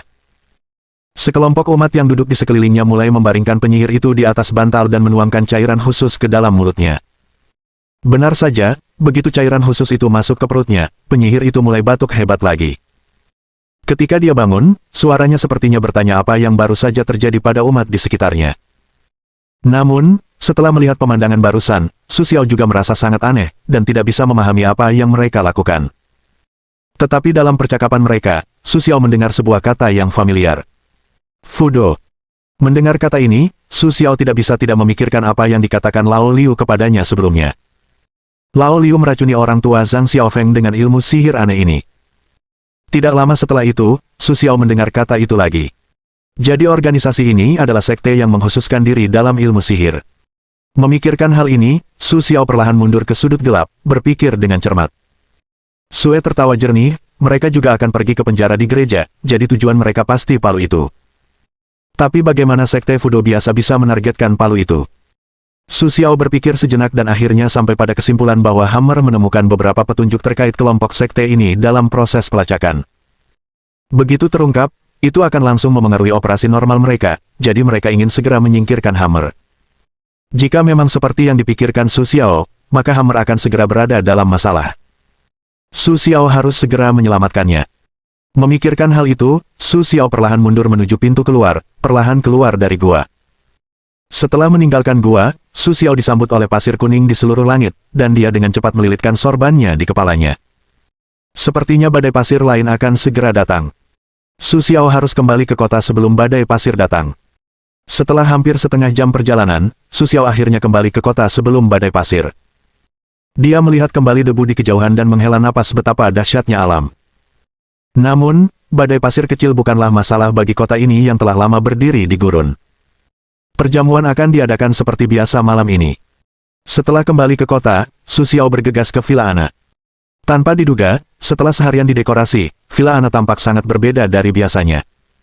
Villa itu dihiasi dengan lampion-lampion yang sangat indah di mana-mana. Lampu neon yang menyilaukan melilit rumah, seolah-olah bangunan ini bukan lagi villa, melainkan istana. Kau dari mana saja? Melihat Su Xiao baru saja kembali ke villa, Ana segera menghampiri dan menanyai Su Xiao. Dari ekspresi wajahnya, kita bisa melihat bahwa Ana sangat tidak puas dengan Su Xiao. Tidak, hanya berjalan-jalan seperti biasa. Su Xiao tahu niat sebenarnya, jadi dia tidak bisa membiarkannya tahu, sehingga dia hanya bisa menjawab dengan acuh tak acuh. Sayangnya, yang tidak diketahui Su Xiao adalah bahwa sebelumnya, Ana telah berulang kali mengirim orang untuk mencari Su Xiao. Bagaimanapun, akhir-akhir ini terlalu banyak serangan, dan bahkan Ana pun tidak bisa tidak mengkhawatirkan keselamatan Su Xiao. Dan bagi Ana, Su Xiao adalah salah satu dari sedikit temannya. Di tempat seperti itu, kepribadian Ana yang liar sulit untuk mendapatkan teman sejati. Selain itu, karena identitasnya, ia keliru berpikir bahwa banyak orang yang datang untuk mengobrol dengannya sengaja ingin menggunakan identitasnya untuk kepentingan mereka sendiri. Lambat laun, Ana memiliki semakin sedikit teman. Tetapi jelas bahwa Su Xiao tidak tahu apa-apa tentang ini. Ia hanya memiliki tugasnya sendiri dan apa yang ingin ia lakukan dalam pikirannya. Setelah beberapa kata teguran, Ana menggelengkan kepalanya tanpa daya dan mendesaknya untuk mengganti pakaiannya. Lagi pula, hari ini adalah pesta ulang tahunnya, jadi ia seharusnya bahagia. Benar saja, setelah Su Xiao kembali ke kamarnya, dia melihat aliran tamu yang tak berujung melalui celah di luar jendela dan mulai perlahan memarkir mobil satu persatu di depan pintu Ana. Untungnya, Ana telah membeli semua tanah di sekitar villa, jadi dia memiliki cukup ruang untuk parkir bagi orang-orang kaya kelas atas ini. Semua orang telah menerima undangan, dan ketika mereka memasuki villa Ana, mereka harus melewati pemeriksaan keamanan 3 lapis yang dilakukan dengan cermat oleh para pengawal.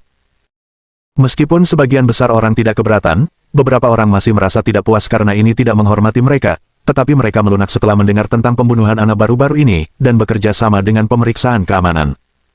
Su Xiao dengan cermat mengamati kelompok orang kelas atas ini. Sebagian besar hadiah yang diberikan kepada mereka sangat mahal. Beberapa mengirimkan gading, emas dan perak asli, mutiara, batu permata, dan banyak barang mewah. Beberapa bahkan membelikan Ana mobil sport edisi terbatas dan mengendarainya sendiri. Namun, Su Xiao sangat jelas bahwa hadiah-hadiah ini diberikan kepada Ana di permukaan, tetapi sebenarnya diberikan kepada ayahnya. Lagi pula, orang-orang ini juga berada di bawah dukungan ayah itu, dan secara bertahap menjadi kelompok yang kaya. Tapi sekarang, Ana dalam bahaya, tetapi orang-orang ini masih acuh tak acuh dan tidak mengatakan apa-apa. Sepertinya apa yang mereka sebut lingkaran sosial itu tidak lebih dari itu. Sue tertawa dan menggelengkan kepalanya dengan jijik sambil memikirkannya. Pasti sesuatu terjadi pada ayah Ana nanti. Aku khawatir mereka tidak akan berbuat banyak. Lagi pula, selama mereka punya uang, mereka tidak peduli pada siapapun. Bab 828. Pesta ulang tahun Ana dimulai dengan cahaya lilin yang indah dan musik yang merdu. Di permukaan, semua orang membicarakan Ana, tetapi beberapa orang yang hadir tampak murung. Semua orang memikirkan urusan mereka sendiri. Su Xiao menyadari hal ini, jadi dia meringkuk di pojok dan minum dalam diam sepanjang pesta ulang tahun. Apa yang kau pikirkan? Ana berjalan perlahan ke arah Su Xiao dan bertanya kepadanya. Su Xiao melirik dengan jijik ke arah sekelompok orang di sekitarnya. Mereka semua menunjukkan keserakahan mereka. Meskipun mereka tampak seperti manusia di permukaan, hal-hal yang tersembunyi di hati mereka sangat buruk. Aku benar-benar tidak tahan dengan acara ini, begitu banyak sampah berkumpul bersama. Su berkata sambil tersenyum dan menoleh, seolah-olah sekelompok orang yang berdiri di belakangnya adalah mayat hidup. Ana mengenakan gaun merah tua hari ini, yang sangat mengesankan. Dia mengenakan sepasang sepatu hak tinggi kristal. Jika kau tumbuh seperti aku di lingkungan ini, kau akan mengenal orang-orang ini. Mereka tidak pernah dilahirkan untuk mencari keuntungan. Sambil berkata demikian, Ana menghela napas, entah sudah berapa kali ulang tahun seperti ini, setiap kali aku seperti Barbie yang sedang jalan-jalan, dan sisanya adalah ayahku dan urusan mereka. Sambil berkata demikian, Ana mengeluarkan kotak rokok tipis dan mengambil sebatang rokok ramping dari dalamnya. Meminjam rokok. Su Xiao tidak peduli. Kilatan api, setelah semburan asap, Ana perlahan menghisap rokok di tangan wanita itu. Wajar kalau ayahmu muncul di kesempatan ini. Kenapa dia belum terlihat? Su Xiao juga sangat penasaran, ayah Ana itu orang seperti apa, dia selalu ingin bertemu. Mungkin sudah larut, atau aku masih di tempat tidur wanita itu. Ana memutar matanya seolah-olah dia tidak peduli apakah ayahnya muncul atau tidak. Sebaliknya, di dalam hatinya, dia akan selalu menjadi Barbie. Halo, Nona Ana, Anda secantik biasanya malam ini. Tak lama kemudian, sebuah suara yang menyanjung terdengar. Meskipun Su Xiao tidak menoleh untuk melihat siapa yang berbicara, tetapi dari nada bicaranya, dia menduga orang itu adalah Adrian. Hari ini, dia juga terlihat sangat mewah. Dia mengenakan gaun bergaya barat dengan hiasan emas di semua sisinya. Penampilannya sederhana namun mewah. Rambutnya juga disisir rapi ke belakang, yang terlihat cukup sopan. Ada apa, Adrian? Ana masih menunjukkan ekspresi jijik, karena dia tahu Adrian memiliki kemungkinan untuk menyingkirkannya, sikapnya terhadap Adrian semakin memburuk. Aku hanya datang untuk menyapa. Kuharap kau tidak keberatan. Jika Anda tidak ada pesanan lain, saya akan pergi duluan. Petik 2. Adrian sedikit tersenyum pada Sue dan membungkuk kepada Ana, lalu dengan cepat berbalik dan pergi, tetapi Sue masih sangat menyadari bahwa Adrian menatapnya, seolah-olah menyiratkan sesuatu. Terima kasih telah datang membantu saat aku sangat membutuhkan dan menemaniku saat aku kesepian. Meskipun ekspresi wajah Ana masih sama, tetapi dari nadanya, Su Xiao juga menyadari bahwa ini memang isi hati Ana. Oh, apa yang kubicarakan? Maaf. Kupikir aku bicara omong kosong. Mungkin kadar alkohol anggur ini agak tinggi. Ketika melihat Su Xiao tidak menanggapi, Ana buru-buru menuruni tangga. Namun, meskipun dia mengatakan bahwa alkoholnya tinggi, dia tetap meminumnya gelas demi gelas. Mungkin itu hanya salah satu dari sedikit kejujuran dalam hidupnya, tetapi reaksi Su Xiao tetap menyakitinya. Ana, sebenarnya, aku sangat berterima kasih padamu. Aku mengerti. Sue tersenyum dan berbalik menatap Ana. Dua orang saling bertatap muka, tetapi pada saat kontak mata seolah tersengat listrik, keduanya menghindar. Kenapa anggur ini begitu kuat? Apa kau tidak punya jus? Wajah Ana memerah, tetapi ia menatap bartender dengan marah, berharap suasana canggung ini segera berakhir. Tak seorang pun tahu temperamen putri wali kota. Ana tiba-tiba mengubah ekspresinya, yang membuat bartender sangat takut dan ragu sejenak. Meskipun Ana sering membuat orang lain merasa takut dengan cara ini, ia juga tahu bahwa jika ia terus seperti itu, pada akhirnya ia tetap akan menjadi putri wali kota. Ayolah, mereka hanya ceroboh. Lagi pula, kau biasanya tidak minum minuman keras. Biarkan mereka pergi kali ini. Mari kita keluar untuk menghirup udara segar. Melihat situasinya tidak beres, Su Xiao segera keluar untuk memperbaikinya. Karena semua temanku mengatakan itu, aku akan membiarkanmu pergi hari ini, tetapi tidak boleh ada kesempatan lain. Meskipun Ana telah mengatasi rasa malu itu, ia tetap tidak lupa mengancam bartender. Melihat bahwa ia telah lolos dari bencana, bartender itu tampak seperti sedang berlari menyelamatkan diri dan segera pergi. Baiklah, jangan ikut campur urusanmu sekarang. Ayo kita keluar dan bersantai. Su Xiao mencoba menarik Ana keluar, tetapi terdengar sorak-sorai di belakang mereka, namun suara itu terdengar sangat keras di telinga Su Xiao. Petik 2. Wali kota datang. Semoga kalian menikmati makanan dan minuman yang enak. Suara lantang wali kota mulai terdengar. Apa kabar, wali kota Jack, sudah lama tidak bertemu. Saudara Jack, kesehatanmu selalu baik. Kedua saudari yang kukenalkan padamu terakhir kali menjalani kehidupan yang baik.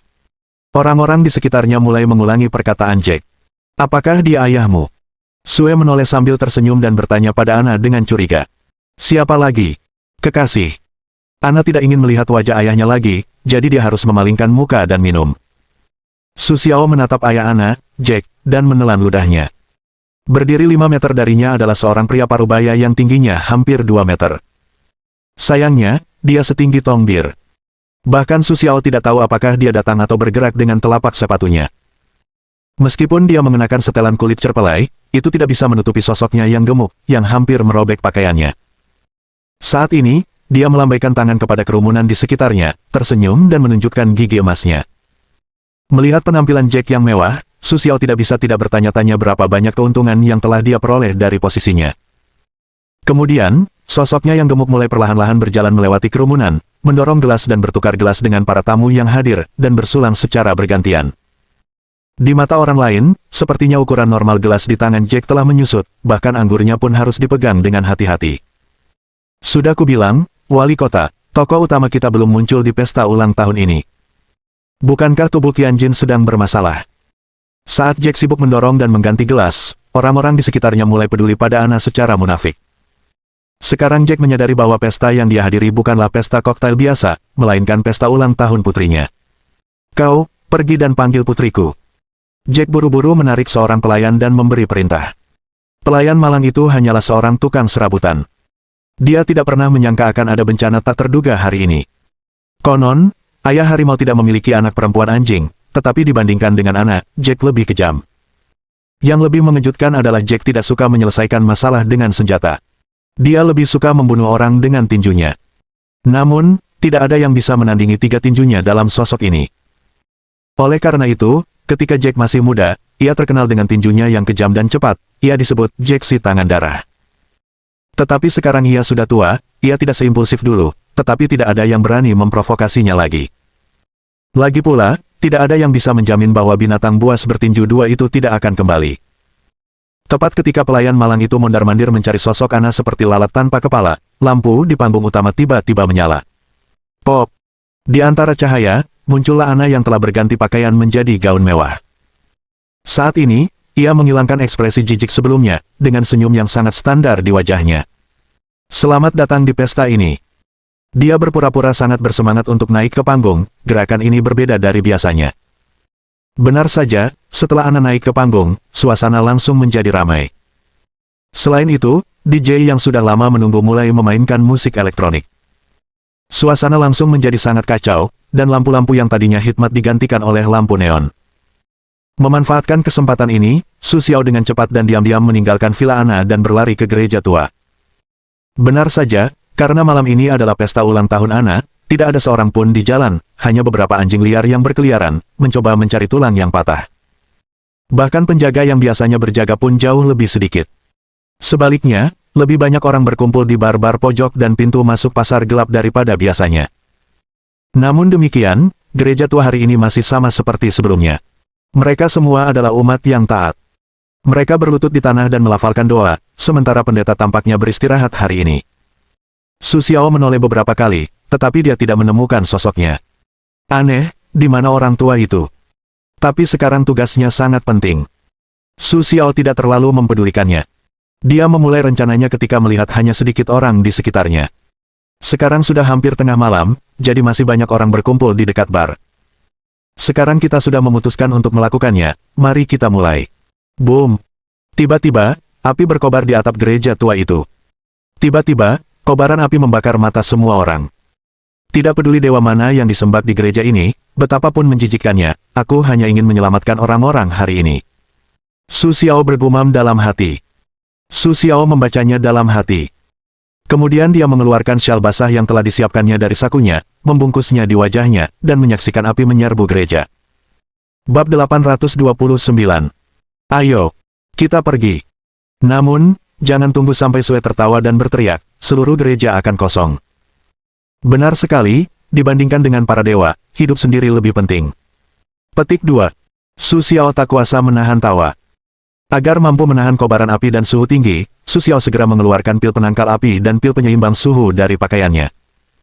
Tiba-tiba, panas di tubuhnya dan panas yang ditahannya berkurang 3 poin, tetapi dia masih membutuhkan tekadnya sendiri. Sekarang Su Xiao mulai mencari segala sesuatu di sekitarnya, termasuk setiap meja, kursi, dan mimbar. Tetapi masih belum ada mekanisme lorong rahasia. Saat ini, api di luar semakin berkobar, dan gereja tua yang bobrok itu bisa runtuh kapan saja. Melihat gereja yang runtuh, Su Xiao segera teringat bahwa dia memiliki sebuah sistem. Sistem, bantu aku menemukan terowongan di bawah gereja ini. Sistem mulai memindai dengan cepat. Benar saja, di tengah seluruh gereja, ada pintu rahasia yang menuju ke bawah.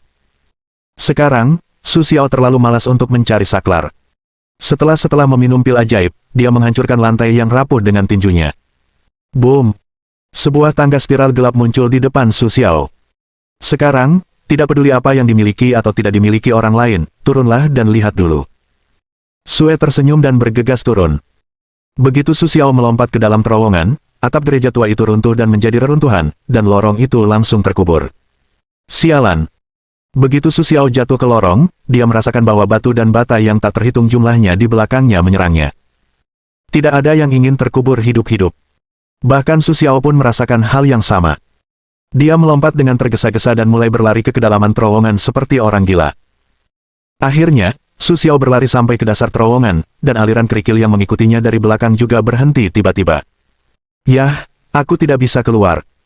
Su Xiao berdiri di depan pintu masuk yang terblokir dan menghela napas. Sekarang, jalan di depan terblokir, dan tidak ada kesempatan untuk kembali. Su Xiao hanya berpegangan pada kepalanya dan terus maju. Sekarang bangunan di bawah tanah jelas jauh lebih besar dari yang terlihat. Ada lorong rahasia yang tak terhitung jumlahnya yang membentang ke segala arah. Suasananya tampak sangat suram. Ada orang, tanya Su pelan sambil tersenyum, tetapi dia tidak mendengar suara lain selain suaranya sendiri. Sungguh aneh. Apa isi lorong rahasia ini? Meskipun Su Xiao dipenuhi keraguan di dalam hatinya, dia mengeluarkan senter taktis, menyalakannya, dan mulai berjalan maju. Gua ini adalah kasus yang sangat serius. Su Xiao hanya bisa berpegangan pada dinding dengan satu tangan, dan memegang senter taktis dengan tangan lainnya untuk menerangi jalan di depannya. Dari detail arsitekturnya, bangunan bawah tanah ini jelas merupakan tempat perlindungan serangan udara, yang kemungkinan digunakan untuk menghindari serangan artileri selama perang. Terlebih lagi, Afghanistan selalu dilanda perang, jadi ada berbagai macam tempat perlindungan serangan udara di mana-mana, yang tidak mengherankan.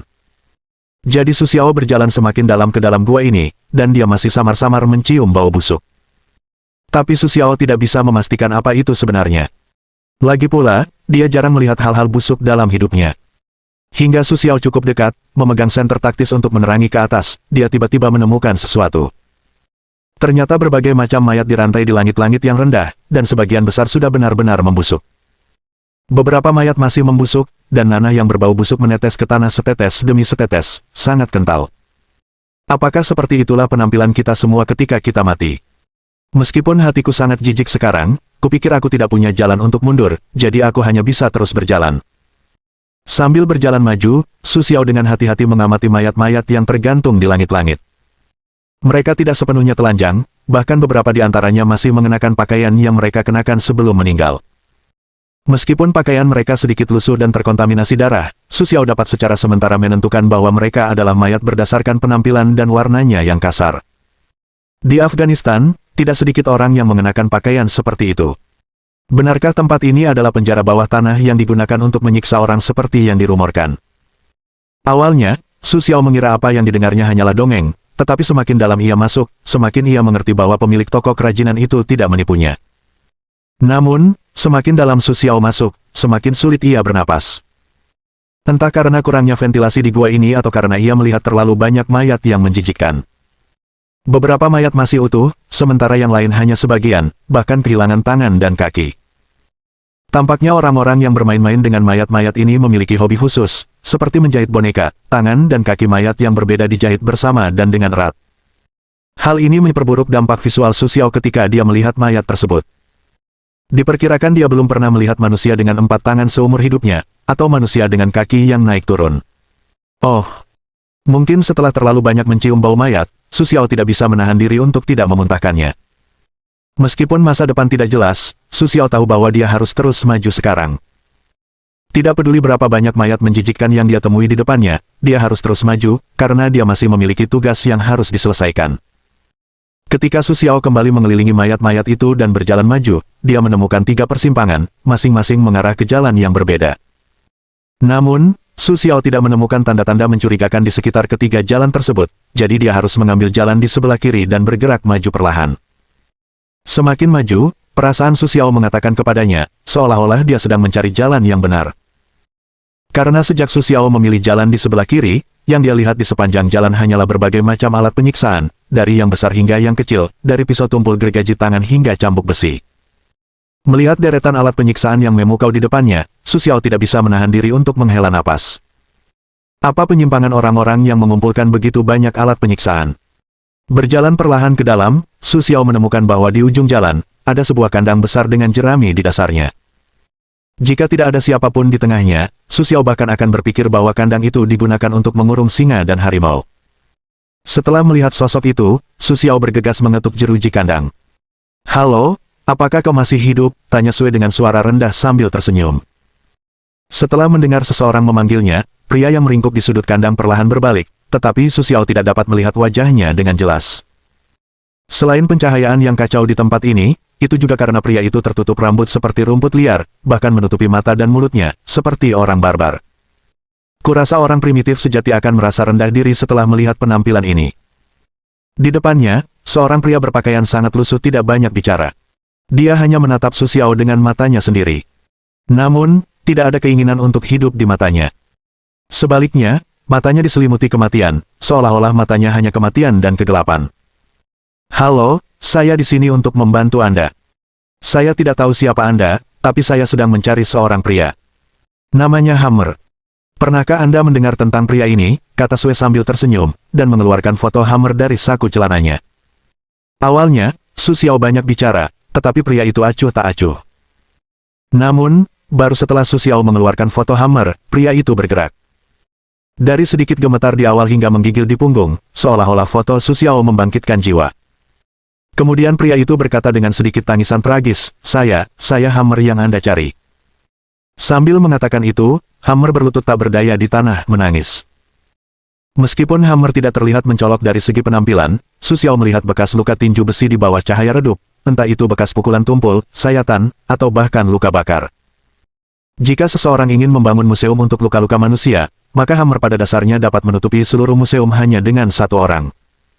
Tapi sekarang bukan waktunya untuk bercanda. Apakah kau punya rencana sekarang?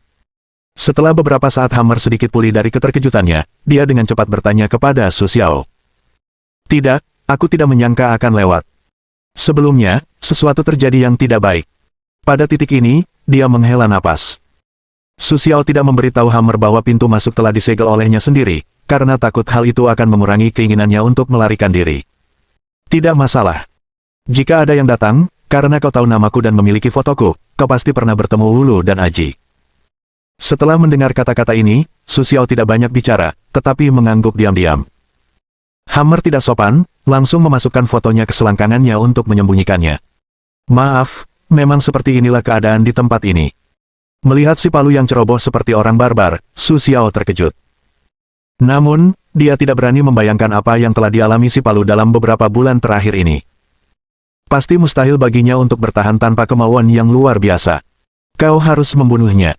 Hanya jika kau membunuhnya jiwaku bisa diselamatkan. Mendengar perkataan si Palu, Su Xiao tak berdaya. Namun, siapa yang bertanggung jawab atas semua ini? Su Xiao sekarang memperkirakan 80% dan 90%. Sebentar lagi dia akan menodongkan pistol ke kepala orang ini. Bab 830. Su Xiao bergerak perlahan di dalam bangunan bawah tanah, diikuti oleh si Palu. Namun di tengah perjalanan Su Xiao Xin, ia mendengar teriakan dari depan. Ada apa? Si Palu yang bersembunyi di belakang Su Xiao, yang seharusnya berada di sini untuk menanggung banyak siksaan, mulai bereaksi gugup. Jangan panik. Aku tidak takut. Kenapa kau mundur duluan? Su Xiao berbalik dan menatap si Palu yang gemetar bersembunyi di belakangnya. Ia menggelengkan kepalanya tanpa daya. Ia melihat otot dan tubuh kuat si Palu. Ia merasa penampilannya tidak sebanding dengan sosoknya. Su Xiao tidak berbicara. Ia menghela napas dan berjalan maju perlahan bersama si Palu. Bangunan bawah tanah masih gelap, hampir tanpa cahaya. Seperti apa rupa penyiksamu? Su Xiao cepat-cepat berbalik dan bertanya. Tetapi si Palu menggelengkan kepalanya tanpa daya. Jelas sekali ia tidak tahu seperti apa rupa penyiksanya. Setiap kali ia datang untuk menyiksaku, ia memakai topeng. Aku tidak bisa melihat seperti apa rupanya. Aku bahkan tidak tahu apakah ia laki-laki atau perempuan. Itu merepotkan sekali. Memikirkan hal itu, Su menghela napas sambil tersenyum dan menggelengkan kepalanya tanpa daya. Tidak ada yang bisa dilakukan sekarang selain bergerak maju perlahan. Perlahan, mereka merasa jalan mereka telah berakhir. Seorang pria berjas putih, seperti dokter, sedang bermain-main dengan sesuatu di atas meja operasi yang lusuh. Meja operasi ini tampaknya telah digunakan dalam waktu lama, dan tertutup noda darah, yang sangat suram di tengah lingkungan ini. Namun, pria aneh yang berdiri di depan mata Su Xiao itu tampaknya sedang bermain-main dengan sesuatu di atas meja operasi seolah-olah tidak terjadi apa-apa. Ketika Su Xiao mendekat, dia menemukan seorang pria terbaring di atas meja operasi. Orang ini telanjang, tetapi wajahnya sangat kesakitan dan meringis, sepertinya dialah yang baru saja berteriak. Tapi sekarang pria ini tidak bisa berteriak lagi. Entah kenapa, dia telah menusukkan pisau bedah ke tenggorokannya. Seluruh tubuhnya berlumuran darah merah terang, dan meja operasinya juga berlumuran darah merah. Darah yang ditinggalkannya bercampur dengan darah yang membeku di meja operasi, seperti lukisan cat minyak abstrak. Itu dia. Saat dia berbicara, Palu itu menyusut di belakang Su Xiao dan tidak berani bertindak gegabah. Tetapi pria yang berdiri di depan mata Su Xiao tampak menikmati dirinya sendiri. Dia sepertinya tidak memperhatikan keberadaan orang lain. Sambil bersenandung, kedua tangannya terus memainkan sesuatu di meja operasi ini, seolah-olah sedang melakukan operasi. Su Xiao juga merenung saat itu. Ketika dia memasuki ruang bawah tanah, dia melihat tubuh-tubuh aneh itu, yang pasti dibuat oleh orang ini. Memikirkan bahwa pria tak berperasaan itu masih hidup dengan baik di sini, Su Xiao marah. Dia sekarang belum memiliki khasiat obat dan, di hadapan sosok yang sangat kurus ini masih memiliki kekuatan perang. Meskipun Su Xiao merasa bahwa orang ini seharusnya tidak biasa. Boom! Su Xiao maju dengan pukulan, langsung di depan orang kurus itu terlempar keluar. Pop! Pria berjas putih itu langsung membentur dinding dan mulai berteriak getir. Sepertinya orang ini tidak begitu mampu. Su Xiao bertepuk tangan sambil tersenyum dan berjalan perlahan di belakang pria itu. Siapa itu? Beraninya kau mengganggu upacara suci ini? Pria berjas putih itu hanya menoleh ke belakang ke arah Su Xiao sambil tersenyum. Dua orang mengatakan hal yang sama pada saat yang bersamaan. Apa? Apa kalian berdua saling kenal? Saat ini, Su Xiao sangat bingung melihat Su Xiao tersenyum setelah menjulurkan kepalanya. Tidak. Engkau juga telah melepaskan kurbanku. Pria berjas putih itu sangat marah ketika melihat palu dilepaskan. Dia mengacungkan pisau bedah dan bergegas ke arah Su Xiao. Hati-hati, teriak palu itu panik. Tapi Su Xiao tidak mendengarkan apapun saat itu. Karena pria yang mengacungkan pisau bedah ke arahnya sekarang tidak lain adalah pendeta dari gereja sebelumnya. Dia tidak percaya bahwa seorang pria yang tampak begitu baik di permukaan melakukan hal yang begitu jahat di belakangnya. Seharusnya dikatakan bahwa itu bukan hanya jahat, tetapi sangat gelap. Apakah ini yang disebut kesalehan? Meskipun dia ingin mengajukan beberapa pertanyaan kepada pendeta itu, Su Xiao tidak bisa menahan diri untuk tidak menatap pendeta gila itu. Dia dengan tergesa-gesa mendorong pendeta itu keluar. Pop! Seperti boneka, pendeta itu sekali lagi dihantam ke dinding oleh kekuatan Su Xiao. Kau tidak akan menang, dan aku tidak akan pernah menyerah. Pendeta itu dengan enggan menopang dirinya untuk berdiri. Bagaimanapun, dia sudah tua, dan bahkan seorang pemuda dengan tubuh yang kuat mungkin tidak dapat berdiri setelah dua pukulan Su Xiao. Pukulan. Bisa dikatakan bahwa pendeta itu telah berusaha sekuat tenaga.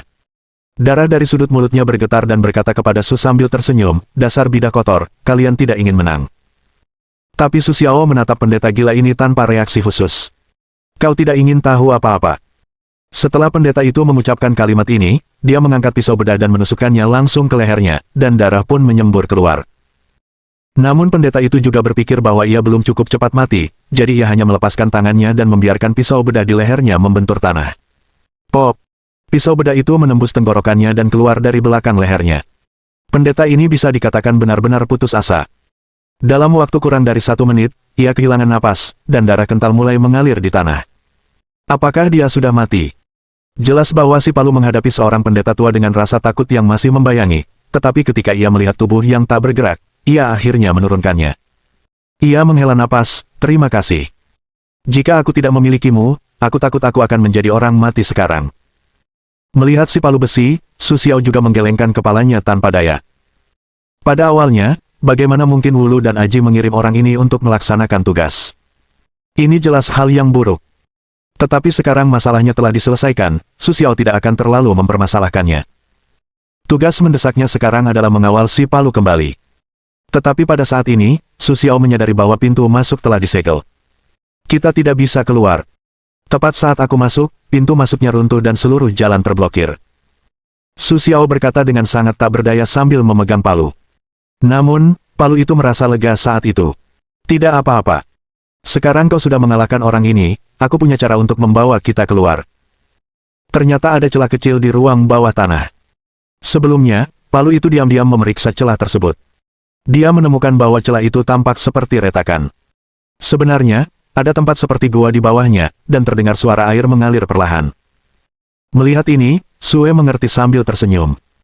Suara air menunjukkan bahwa ada sungai yang mengalir di sana, dan sungai yang mengalir di sini menunjukkan bahwa pasti ada jalan keluar.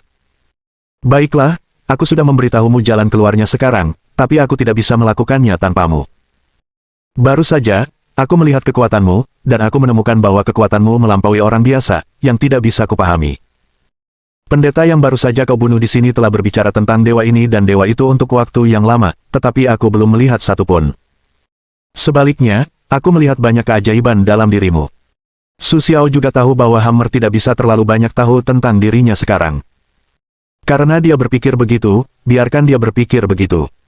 Su Xiao tidak sopan dan terpaksa menendang retakan yang dikatakan Hammer. Pop. Dalam sekejap, beberapa kerikil jatuh dan terdengar bunyi plop. Benar saja, ada air di bawahnya, dan Hammer tidak berbohong.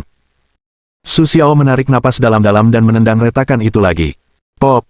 Beberapa kerikil lagi berguling ke bawah. Ayo, cepatlah, kami akan segera keluar. Petik 2. Namun, Su Xiao tidak terburu-buru, dia menarik napas dalam-dalam, seolah menahan kekuatan, sekali lagi menendang celah itu. Pop. Boom. Sekarang celah itu sepenuhnya telah ditendang menjadi gua oleh Su Xiao, dan ada air yang mengalir perlahan di bawah gua. Baiklah, ayo kita keluar dari sini.